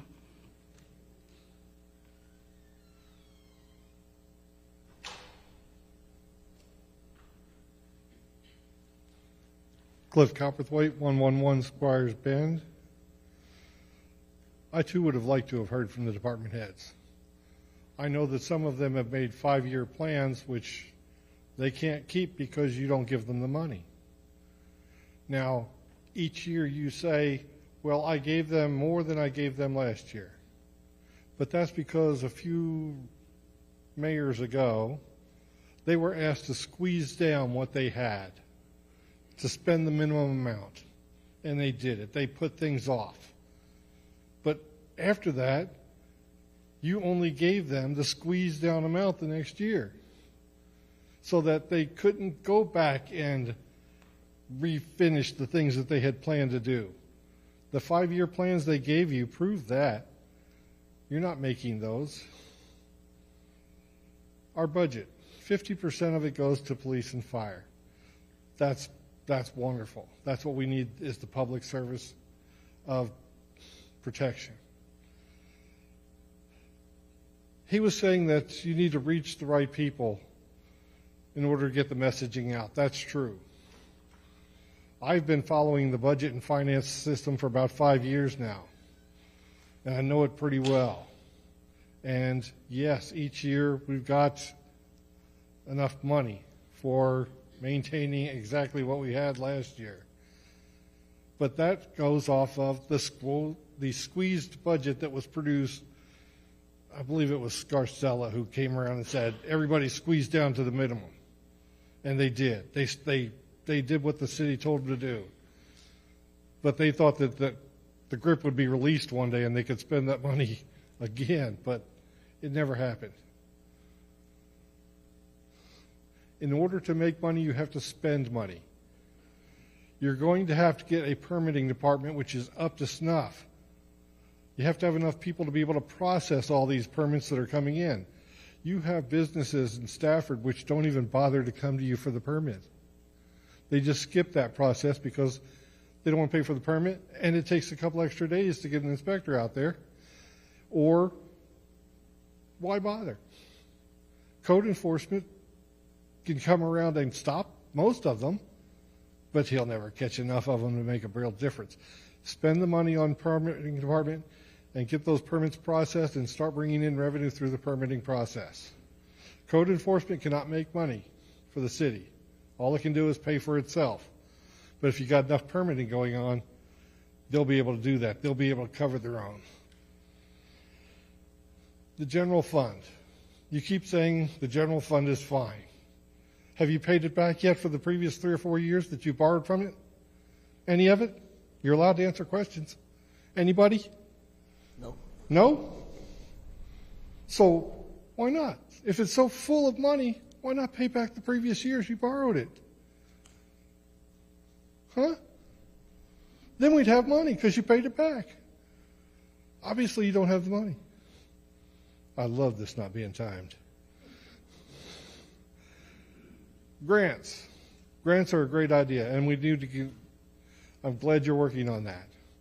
But forgive me for saying this, but our current federal situation is stop sending out money on grants, and they're cutting them back. They're not sending it out.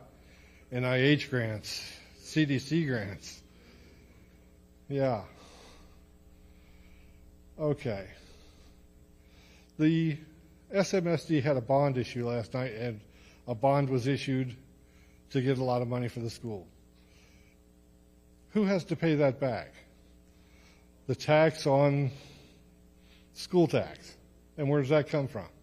It comes from property. Well, basically the same place that they would get property tax from. Okay. One of the things we have not mentioned here at all tonight is the hot tax, the hot fund. It does come in. It sends a lot of money to the EDC. And the EDC has taken over several projects such as the fountains, the water fountains in the parks, some roads, some drainage, but the EDC is limited. They have to have a commercial reason for what they're doing. Some of the flooding in Vaquero Manor, there's no commercial property out there, so they can't take care of that. You've got to step up and take care of that. That's going to require money. And if you had money, you'd pay back the loan, and then you'd have money again. But you don't have money. Admit it. You don't have money. Okay. Now I'm going to say the part where I hope somebody's watching my back.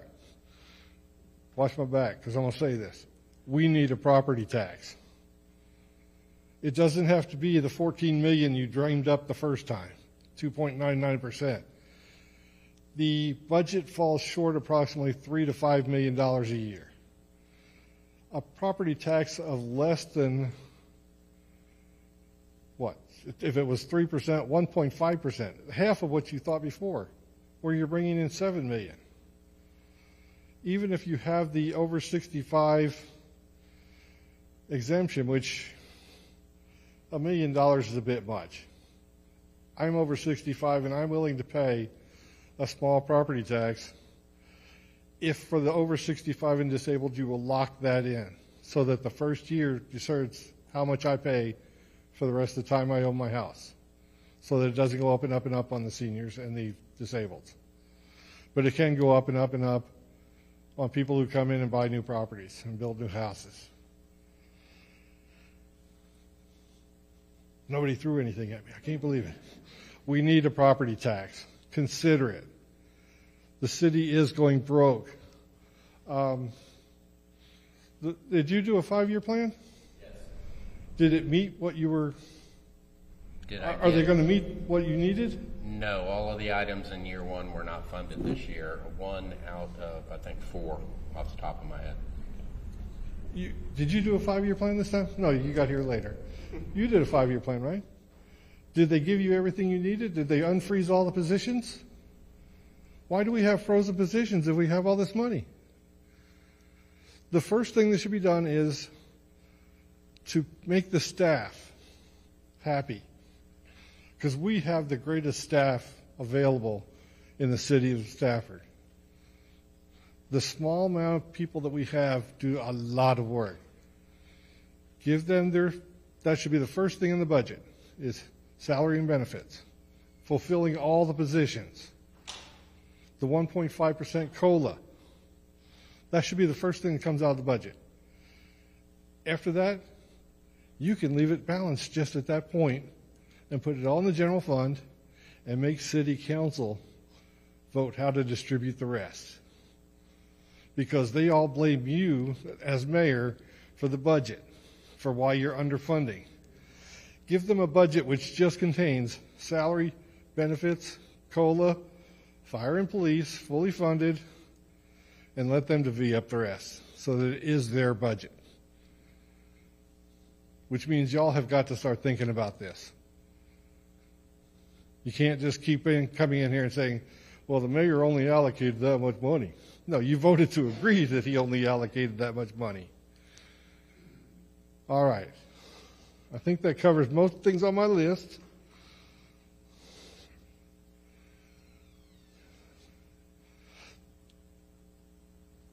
Once again, we need the property tax. Even over 65, I'm willing to pay a small share as long as it's fixed for my ownership time. But it doesn't need to be the full 2.99%, which got you an estimated 13 to 14 million. Half of that would cover the city's needs mostly. We'd still be having troubles. It's still a few more years before we stop having to give the 10% back to the grid. That's in 2030, I believe. Is that correct? So in 2030, we'll be getting the extra sales tax from the grid instead of giving it 10% of it back to them. But messaging. Messaging is going to be the important part. It's the residents who have to vote on the property tax, But our city is 60-40 or so commercial to residential. So the few residents are trying to get the commercial to pay the property tax. So it's messaging that's important. He's right. Only the people that come to these meetings or watch the TV realize what's going on. And they're going to vote against the property tax just because they can. You need to get the message out that we need to do this. There needs to be a well thought out plan of distributing the information. Now, as has been pointed out, we don't have the money to hire an auditor. We don't have the money to hire a propaganda firm, a public relations firm. It's government, it's propaganda. It's not public relations, that's business. But we've got to get the message out to the people in more than just Facebook and the people who watch this show. There aren't that many of us. Some kind of campaign's got to be done to let people know. Hold an event where everybody wants to show up, and then tell them. I'm going to let it go with that. Thank you for your time. I'm sorry I yelled at you, but I'm going to do it again.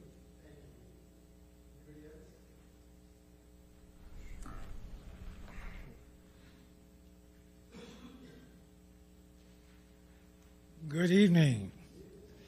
I first want Arthur J. Honore, 162 Kingsway, Stafford, Texas. I want to apologize for coming late, and there was a very important part that I wanted to catch, but I'll have to catch it on the replay because I wanted to really hear from the staff on some of the issues that you might be facing. But I'll catch that on the rebound. I'm sorry. Oh. It was voted down to be. Oh, okay. Well, I'm going to go straight to some ideas because this is a workshop to talk about ideas for raising revenue, right? So I want to talk about three, but I also want to preface this with I am unapologetically anti-property tax.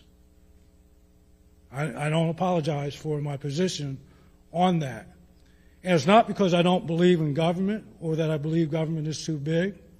There are some other issues that have nothing to do with Stafford, perhaps the Constitution, United States Constitution, Amendment 16, and some other things. The way that our central appraisal district jacks up prices, I think it's illegal, it's improper, and I really don't want to have anything to do with supporting that process, which I think is not fair to our residents, and it eats up the equity that people have in their homes. But I'm also a realist. So how do I balance those things out? I balance it this way. I believe we should first look at non-referendum types of revenue generation that we can create.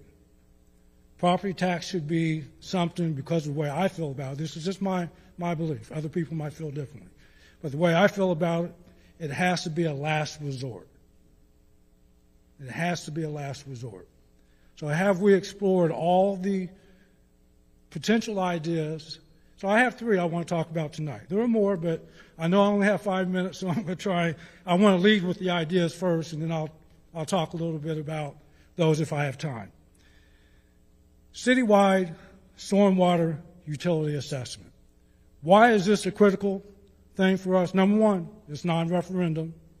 So 4 hands up in the air can come to an agreement on how we implement this, and it can get implemented. It's non-referendum.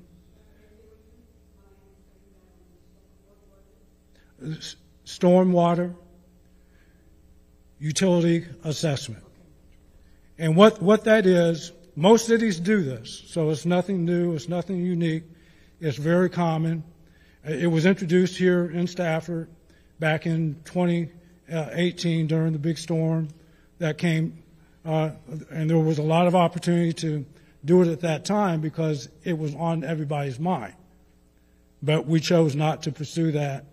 But I think that it is still a very relevant revenue source, And when it was presented back in 2018, back then, it was $8 million that we could have raised with the proposal that was brought forward. Now, because we have so much more developed property and warehouses, because of the way that it's structured, it's going to be a lot more than $8 million without even increasing the proposed rate. But you have flexibility. You can increase the rate or decrease the rate based on what the needs are. There are some limitations. It has to be used for certain things, for stormwater, but there's a broad category of things that can be brought into that mix. And around that time, we also discovered that we had about $36 million of unfunded deferred maintenance in our city. And there's been nothing to address that deferred maintenance. And because there's been nothing to address it, we're what, maybe 6 years into more deferred maintenance? So that number probably is a lot higher. The only thing we did is, out of that $36 million, we did a bond issue, raised $9 million, and we built a fire station and a police annex. And then I think there was a supplemental bond issue that did something. Maybe a few dollars went to some streets. But we have not kept up with the deferred maintenance. And there's a big problem when you let deferred maintenance go on like it has in this city. And it's going to cost a lot more. And we saw that when we did the first project in Vaquero Manor. The original, I'm sorry, I'm getting off track. I'm going to get back on, because I only have 5 minutes, so I'm not going to talk about that. Okay, but I'll still stay focused on the revenue. The reason also why I think this is such a critical structure for us to implement is because of equity. If you go to a property tax, there's no way you can try and equal out the history and the issues that we have with equity in our city. And I heard Mr. Jones talk about this a little bit. So much of our budget, particularly when it comes to public works and security, goes to commercial. Yet they have no buy-in to get those services. There's no buy-in. Yes, we do have some retail establishments that collect sales tax, but where does that sales tax really come from? It comes out of my pocket, it comes out of your pocket, it comes out of residents and people who visit our city. That's not corporate revenue. I don't know any retail establishment out here that will pay out of their own pocket sales tax and let you walk out of their store without paying sales tax on what you buy. So if we do a property tax, that has to go across the board equally. There are some things you can do to provide, senior exemptions and homestead exemptions and those types of things, and that's good. But I think it's also problematic because of the way that the state statute requires equal allocation of sales tax, of property tax. So again, you get into this whole thing. Do you want to really get into supporting something that's probably not right to do anyway? That's why it should be a last resort. But how we can equal out and create better equity with an assessment is that there's a lot of flexibility on how you construct that collection and do the allocation. It's based on impervious, what you have taken up space on your land, because you can't have water run if you have concrete parking lots and other things that prevents water from draining. So you assess it not based on property value, but based on the impervious land space that's taken up by businesses or structures. And we know we have a lot of land that's in that category. So you can make sure that that's being passed on to the commercial sector, rather than having them absorb a property tax, have them absorb an assessment. And you have more flexibility then to provide some relief for homeowners, homesteaders, and you can either reduce the rate or there's some argument even that you can give an exemption. You have to structure it right, but there's some conversation that have to be centered around how do you structure it so that you can have equity in terms of how that fee is assessed. But it's a fixed amount that you can get year after year. Grants are not stable. Other sources, even sales tax is not stable. But this is just as stable as a property tax, and it's non-referendum. So that's one idea. And I think you can raise substantial revenue from that. Another idea is franchises. I don't know if anyone up here has viewed the franchise agreements with any of our utility vendors. I know back in my day, we weren't allowed to see those agreements, or we weren't provided the opportunity to see those agreements. I would suggest that you make a request to look at the franchise agreements. There are some avenues where you can go in and create revenue through renegotiating franchise agreements. And if one of the utility companies is reluctant to come to the table to renegotiate, then there are some ideas on how you bring them to the table. For example, CenterPoint.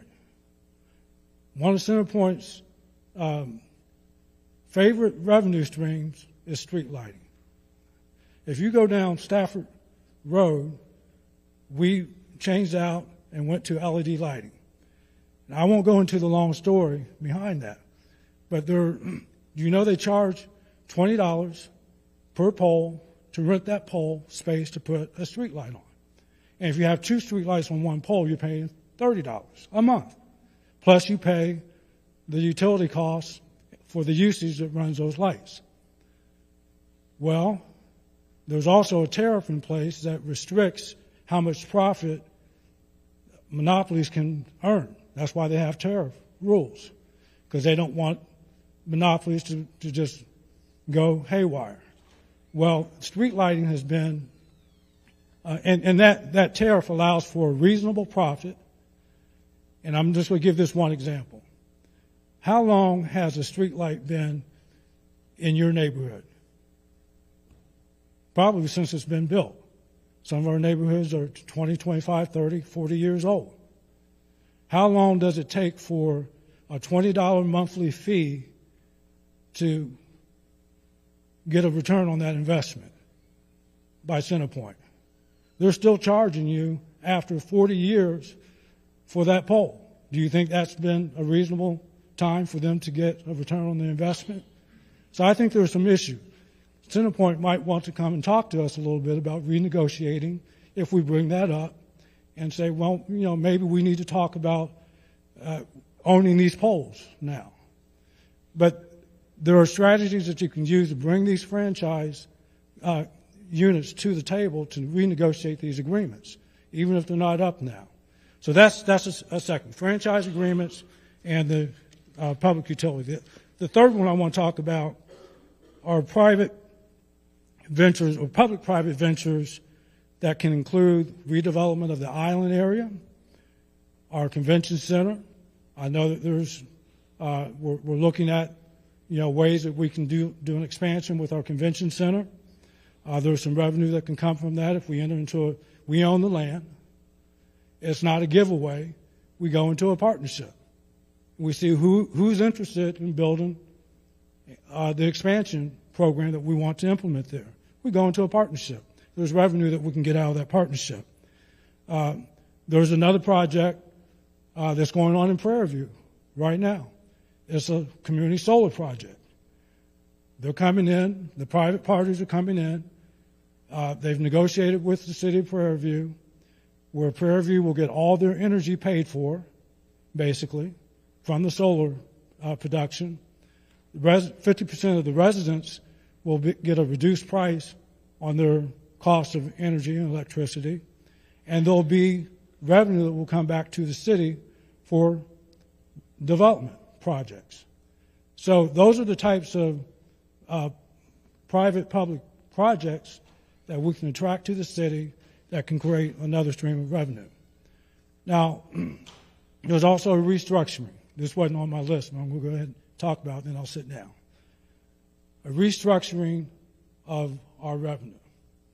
Now, when I was at Texas Southern University, I had 2 professors that were very key on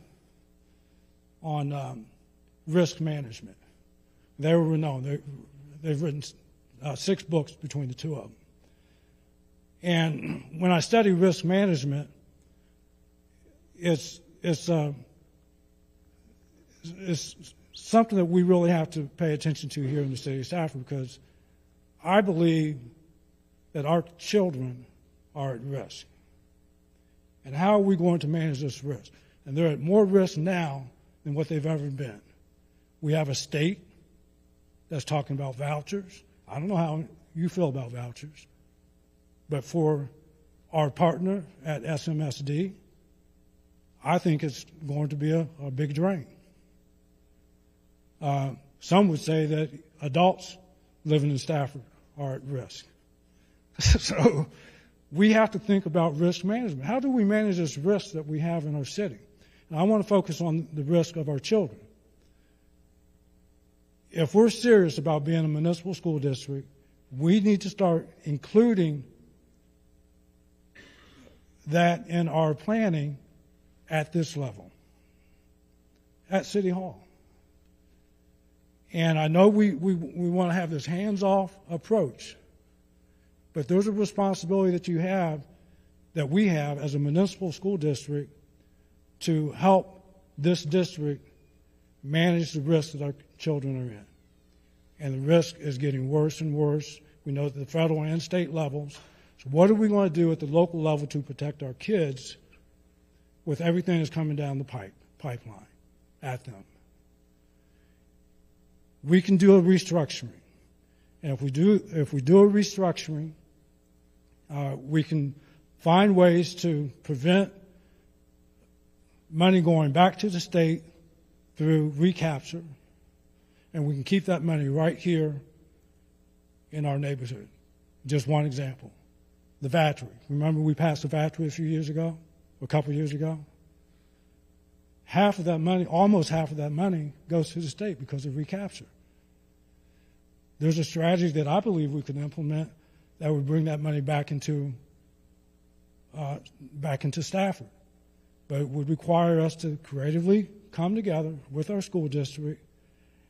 And this is where I could accept going into a property tax, to convert that VAT into a local city property tax, because it doesn't get calculated into this formula for our school funding formula. And then we can bring that money back into the district in another way. But there are a lot of things that we can do. I'll leave it at that. But the ones I talked about, I think you should really consider them. And if you've looked at them before, look at them again. Stormwater assessment fee, franchise, negotiate new franchise agreements, and public-private partnerships.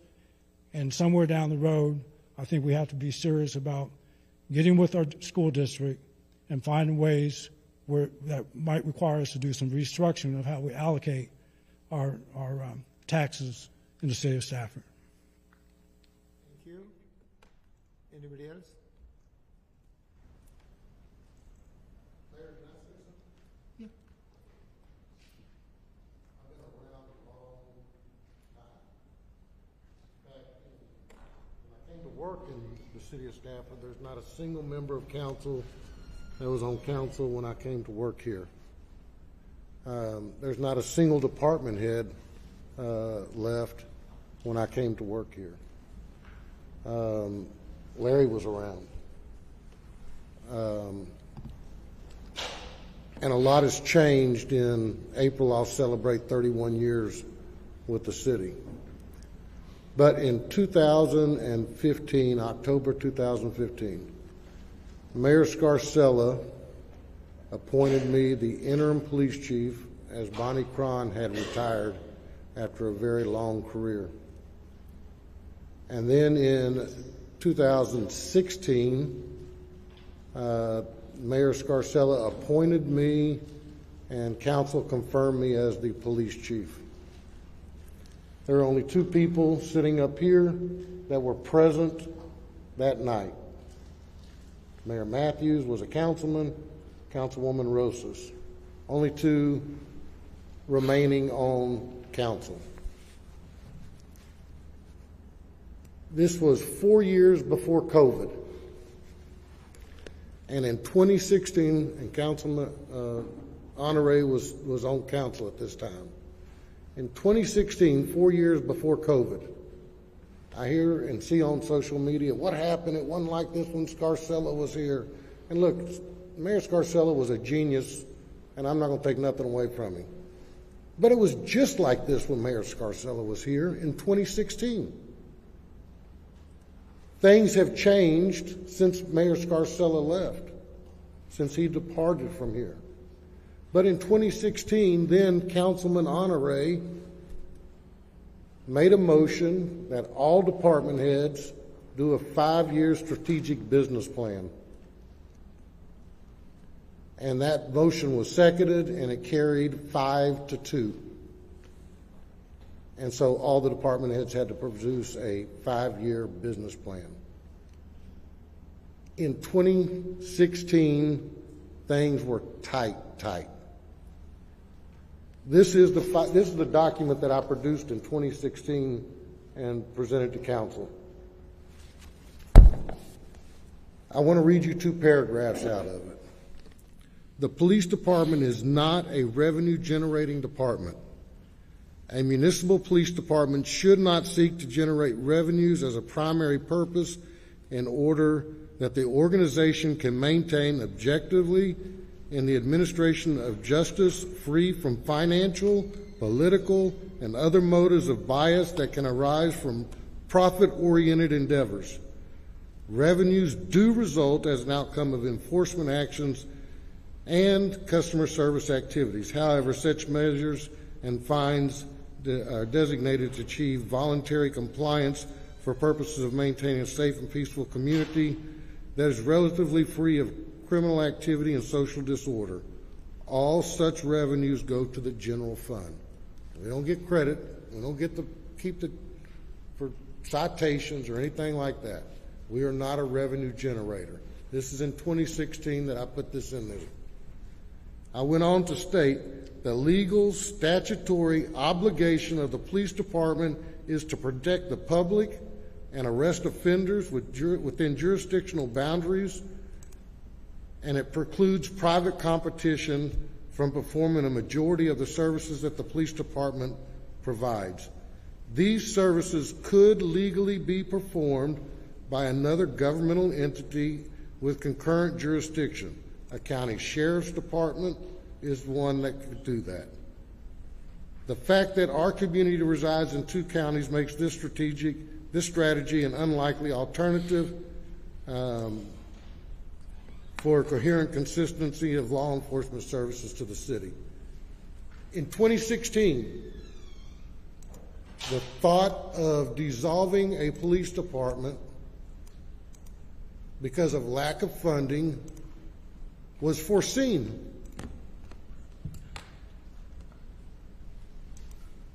In 2016, this is after the audit of the police department that said that we were so we were grossly misrepresented in the city. We were supposed to have 32 patrol officers, not in the department, 32 patrol officers, not including supervisors, detectives, staff, all that. 32 patrol officers. We still don't have 32 patrol officers. It's 10 years later. What has shined this bright light on this situation is that when Mayor Scarcella passed, Mayor Willis took over and made a change. The big change was fund balance policy. Now we have a fund balance policy. It's a good policy. I understand it, and I believe there's a need for a fund balance policy. But that's what shined the light on this, because before Mayor Willis, we didn't have this policy. So Mayor Scarcella could prepare the budget, a balanced budget, use whatever funds he wanted to out of the general fund. We actually had 2 funds back then. And then we just moved on. And our fund balance may have been this big. The problem has been there. What shined the light on it is we had a change in leadership. We had a change in policy at the city. So now we have a fund balance policy. So in order to maintain this fund balance policy, now we're coming up short on revenues because the sales tax doesn't support it. That's the bottom line. It's not Mayor Matthews' fault. It's not council's fault. Things change, things evolve.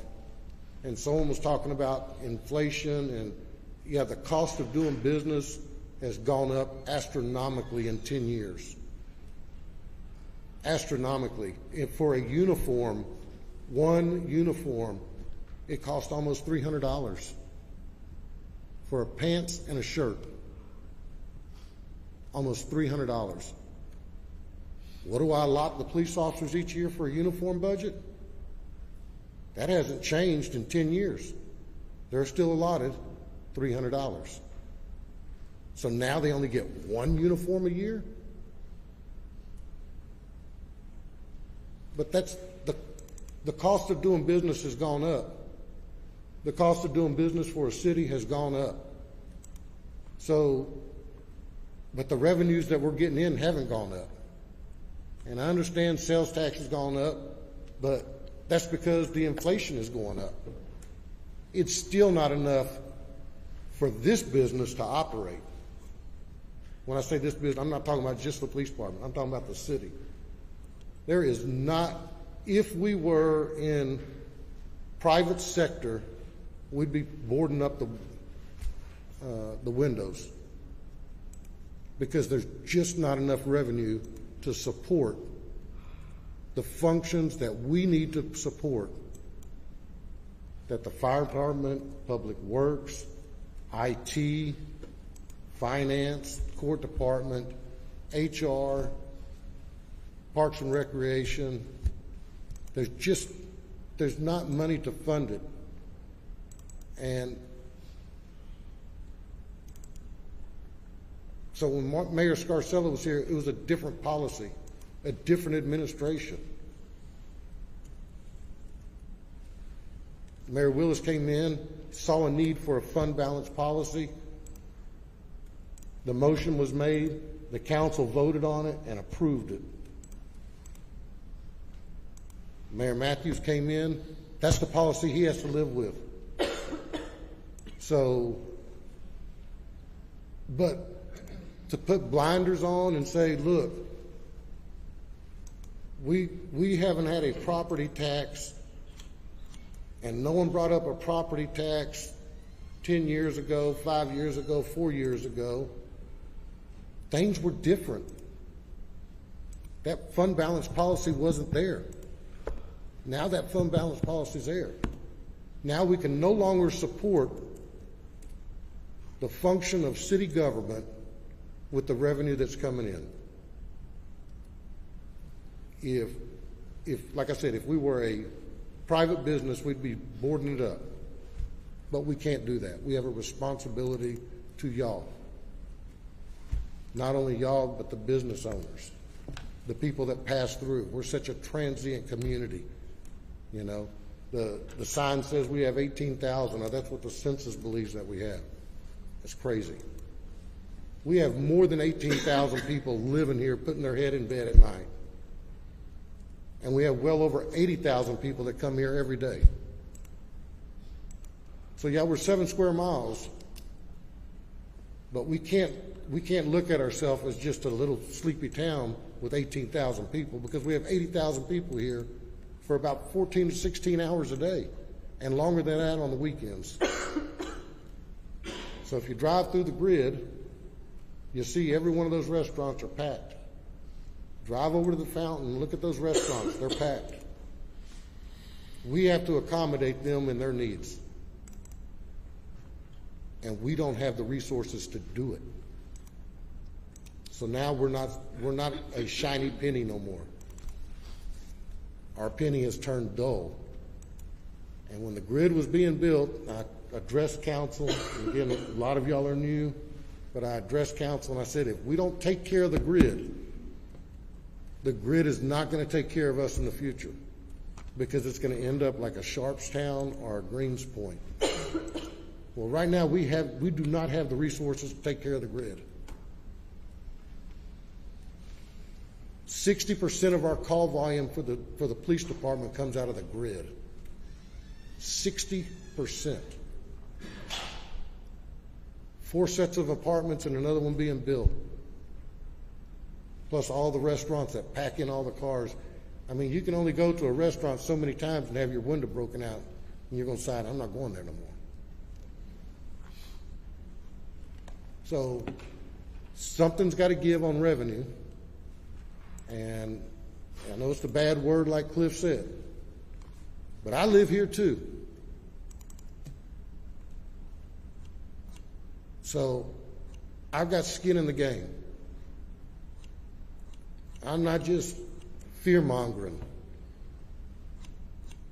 There are a lot of things about running a city government that some people don't understand.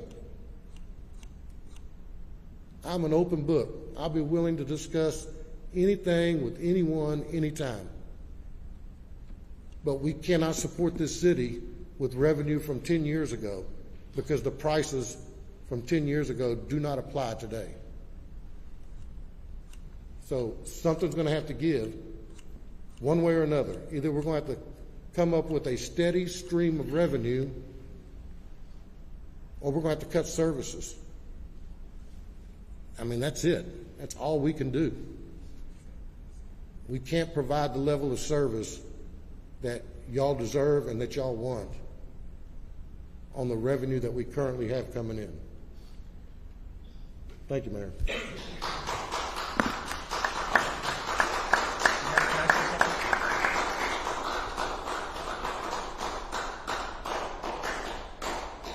Can I say something? Yes. There's some things that I've been stewing up here thinking about saying, and it kind of dovetails pretty well with what Richard's saying. I've been here 35 years. When I began here, and this is very, very important when you look at the revenue versus expense ratio. When I began here, we had 52 volunteers, 41 part-time people. That was it. We had, 93 firemen of different classifications, 93. Our call volume was 900 runs a year, and our average response time was over 10 minutes. 900 calls a year. Please remember that number. Where we are today, as of the end of 2024, we're making 4,600 runs a year. Our average response time is down to 6 minutes and 13 seconds for the year, which is below national standards, which is good. And I have a 52% reduction in workforce because we've had a transition. Why do I say that? We now have to pay people to provide the level of service to the community. That has driven our budget 3 times what it was when I began here in 1990. So the fire department, unfortunately, has added to the expense. To Richard's point, we don't take that lightly, but we are down to a total of 53 personnel now. We went from 52 volunteers to 1. We went from 41 part-time people to 22. As of right now, I'm authorized for 27 people, so when you add that all together, we're at 53, 54. And so, with our budget having to be adjusted, does anybody have any idea what the average cost of a fire truck is? One fire truck, a regular fire truck is $1 million. $1 million. A ladder truck, which council was gracious enough to approve a number of months ago, $2 million for something that have a service life of 10 years. These are the cost implications, and Richard and I often joke that the police department is far cheaper to operate than the fire department because our equipment costs more. But if you just look at the apparatus alone, just the fire trucks, that alone is a staggering number from what it used to be. I actually had the invoice from fire trucks we bought in 1996. We bought 2 of them for $296,000 each. We were sitting, oh man, we were pretty. We got 2 brand new fire trucks. Remember those, Randy? About $600,000. Now you can't get even a quarter of a ladder truck for that. I say all that to say that the responsibilities of the fire department have grown exponentially. much like the police department. If it doesn't have to do with badges and guns, as we like to say, they send the fire department. We do everything from animal rescues to lift assists to medical calls to house fires to technical rescues to hazmat calls and everything in between. That's what you have us for. I wish that we were a revenue generating agency, but we are not. We are not envisioned to be one. We were never designed to be one. We were there to help you when you're having the worst day of your life. I take great pride in the job that the men and women of our fire department do in partnership with the police department on a regular basis because they give 110%. I'm not here looking for sympathy. I'm just saying that the cost of running what I consider to be a premier fire service organization, not because of me, but because of the troops that are doing the job, it's not getting cheaper. Unfortunately, what is needed is a widening of the revenue stream. When you get down to it and when you look at the overall responsibilities in this community, we're making 12 to 13 runs a day. That's a lot for the size of our community. But one thing that Richard said that cannot be overstated enough, I remember the day, and most members of council will, when you left the city of Houston, you knew that you were outside of the city of Houston. There was a clear break along 59. You knew, right? Now, everything is one big contiguous urban sprawl all the way to the other side of the Brazos River, almost to 36. What that means is that our call volume, the roles and responsibilities, the technical training, all of the other aspects that are needed that come with the cost have also increased upon the fire department. Randy and I, when I first joined the fire department as a volunteer, Randy was in the fire department. Our call volume is nowhere near that anymore. Our range of technical expertise in the training and the cost for that training. Again, I don't mean to beat a dead horse. We are not a revenue generating organization. The fire marshal's office is often patted on the back for being the organization that I'm responsible for covering their cost. But there's a breakover point, and we're at that point. We cannot legally charge permit fees or any other fees that exceed what the reasonable cost is to provide said service. I'm often asked, well, increase the permit fees. Not going to do it. Because at some point we are at that line where if I continue to increase those revenue or the cost of a permit, we reach the breakover point where I cannot stand up and attest to the fact that our actual cost is commensurate with that permit fee. Not going to do it. So, any thought of increasing revenue there is unfortunately maxed out. So, again, I just wanted to add some context from the fire service side because the men and women of our fire department do an outstanding job. And there is, and I think Randy may have said it or Mr. Longoria did, there's equipment right now in the fire department that I need for my guys that is classified as life-saving equipment that we just don't have the funds for. I'm sure we'll find a way to get it done. I trust that City Council will find a way to get that done for our personnel. But realistically, we have to be open-minded to the fact that, and again, I'm not advocating one way or the other. I think there's been some great ideas brought up this evening across the board. And somebody said it earlier that things move slowly in Stafford. Randy, I think you said that. I agree 110%. But we are at a critical point for this city that we can't just talk about it and move on. We have to do something definitive. And to say tighten the belts of the departments, we've done that. And so I thank you for any of your participation tonight to council, and we've got to turn this corner. Thank you.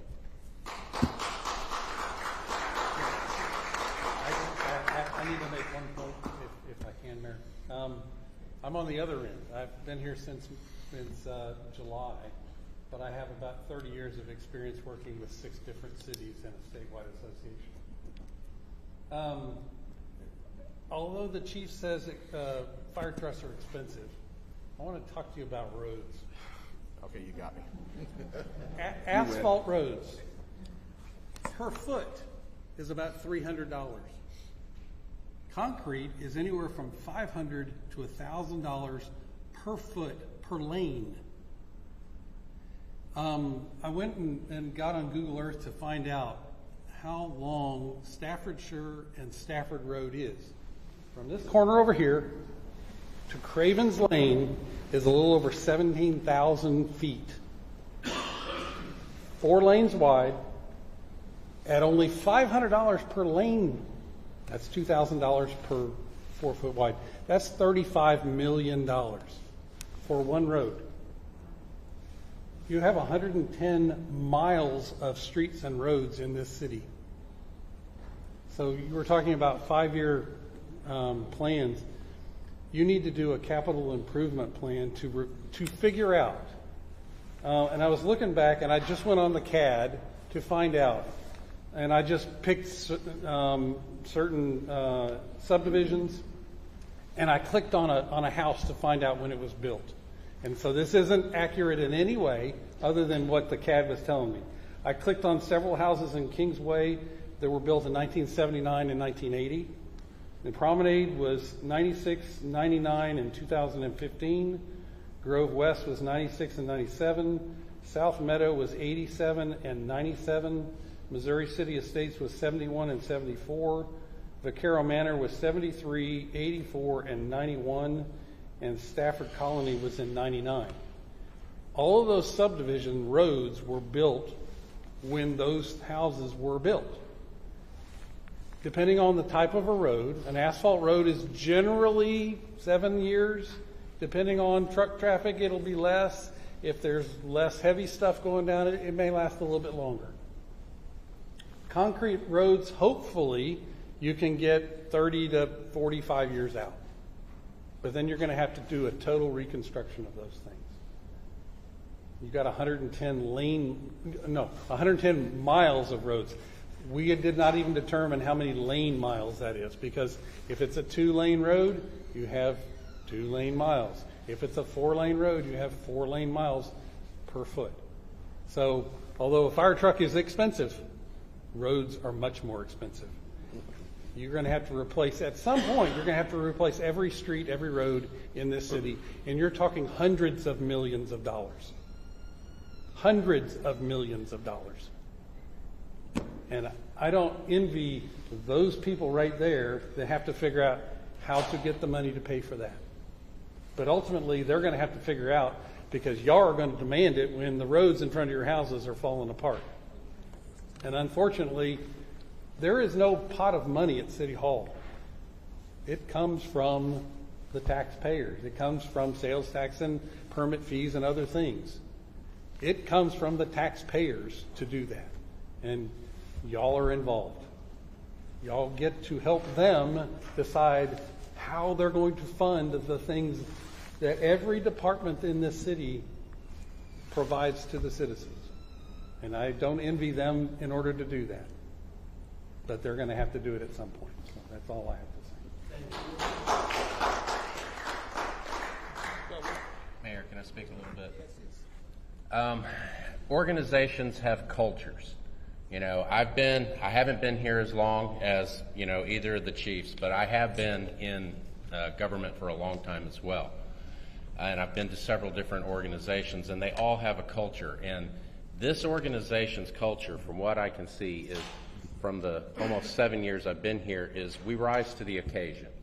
This place is very good at handling emergencies, crises, and dealing with, the goal that we're driving for, the new shiny thing that needs to be done to bring the services that are needed or to handle the emergency that comes our way. But what this city doesn't pay attention to as part of its culture, and it is everywhere. I see it in all of our buildings, all of our equipment, all of the stuff that the employees work with on a day-to-day basis, is we make do. We push everything until it breaks. The maintenance on things just never gets done. It gets deferred. Regular maintenance, which should be done so that things don't break, get left off, until it does. And then it's an emergency, because that's what we're good at. So what we've really got to do is we've got to shift this culture so that we're not constantly addressing an emergency, that we're handling things before they become an emergency. And unfortunately, that requires funds that we just don't have. We've put together these plans where, we're addressing just 5 years. But I'm in IT, and, we have a replacement cycles that are very, very short. But even we're trying to look 20 years down the road. My goal in all of the decisions I make is when somebody comes in after me, and they look at what I've done, is this going to make sense? And unfortunately, with our maintenance, we've got people that are coming in now and we're looking at the situation and it doesn't make sense because there wasn't that long-term vision that has been consistently applied. Stafford has been great at building up and meeting its challenges, but we're not paying enough attention to taking care of the small things, the day-to-day things that will build up after 20 years to where you're something that was small is now an emergency. You know, we've got buildings with, a foundation that we've known about for over 20 years. That's longer than anybody, I think, has even been on this council, but it was known about, and now we're at a point where it's a big problem. And this is across the board, and we need to stop this mentality. We need to change our culture. We need to be thoughtful and plan. That way everything's not an emergency and we're not coming to y'all with crises and you're not looking at us like, do these people even know what they're doing? So we need to, somebody said on council said paradigm shift. And I started shaking my head because yes, that's what we need. We need to change our culture. So I'm done.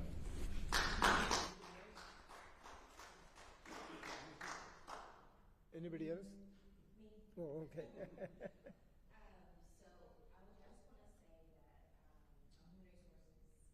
The human resources team members, but we have excellent employees.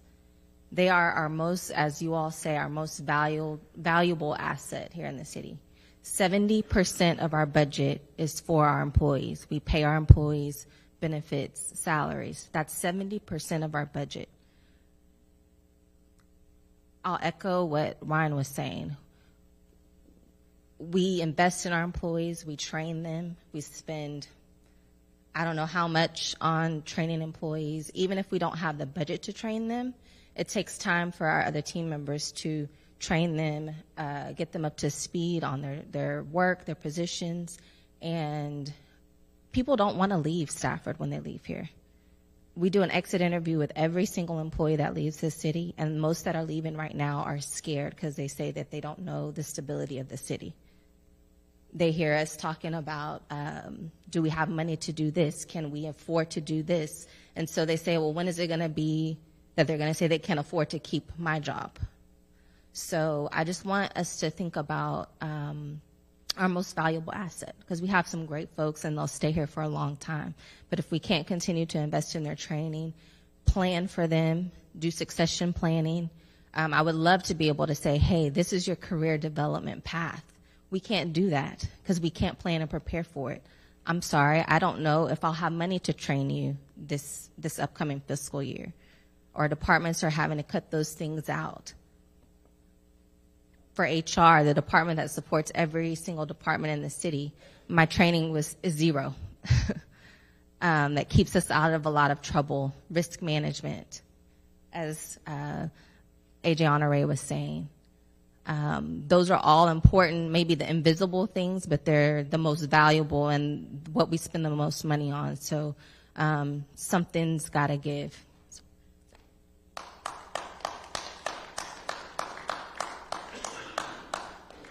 Anybody else? No? Yeah.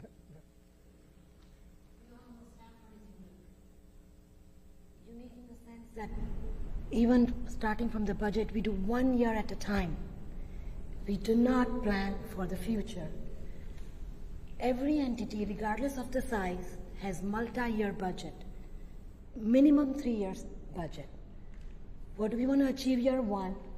What do we want to achieve year 2? And what do we want to achieve year 3? And budget is built based on that vision, that plan. But in my 3 years here, every year, we focus only 1 year's budget. Why? Lack of funds.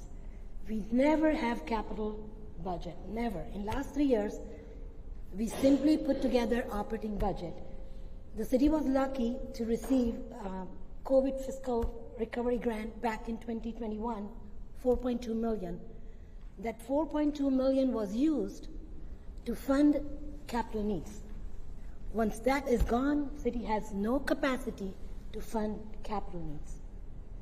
So I definitely would urge elected officials to think about long-term planning, not focus on 1 year at a time. Where do we want to be year 2, year 3? 7 square miles, small city, we can make it beautiful, but we need to come together and plan. We are more reactive than proactive. That's just my opinion. Thank you.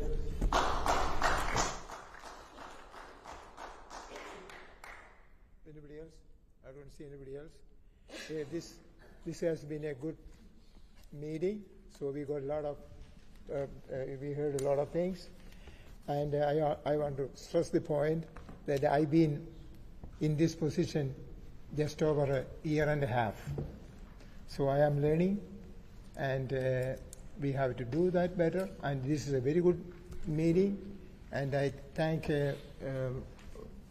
Councilwoman Virginia Rosas for having this meeting. She is the one who initiated it, and I like it. We will continue to do this one, and we can do better.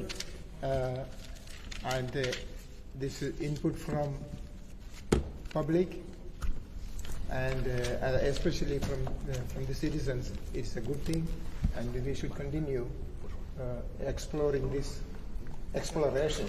So that's what I will do, and I'm very happy. It is. Let us continue and let us come up with all the plans. And like I said, keep it in mind. I've been in this position just over a year and a half. So it's a good meeting. It is a good meeting. Okay, now, agenda item number 6, adjourn.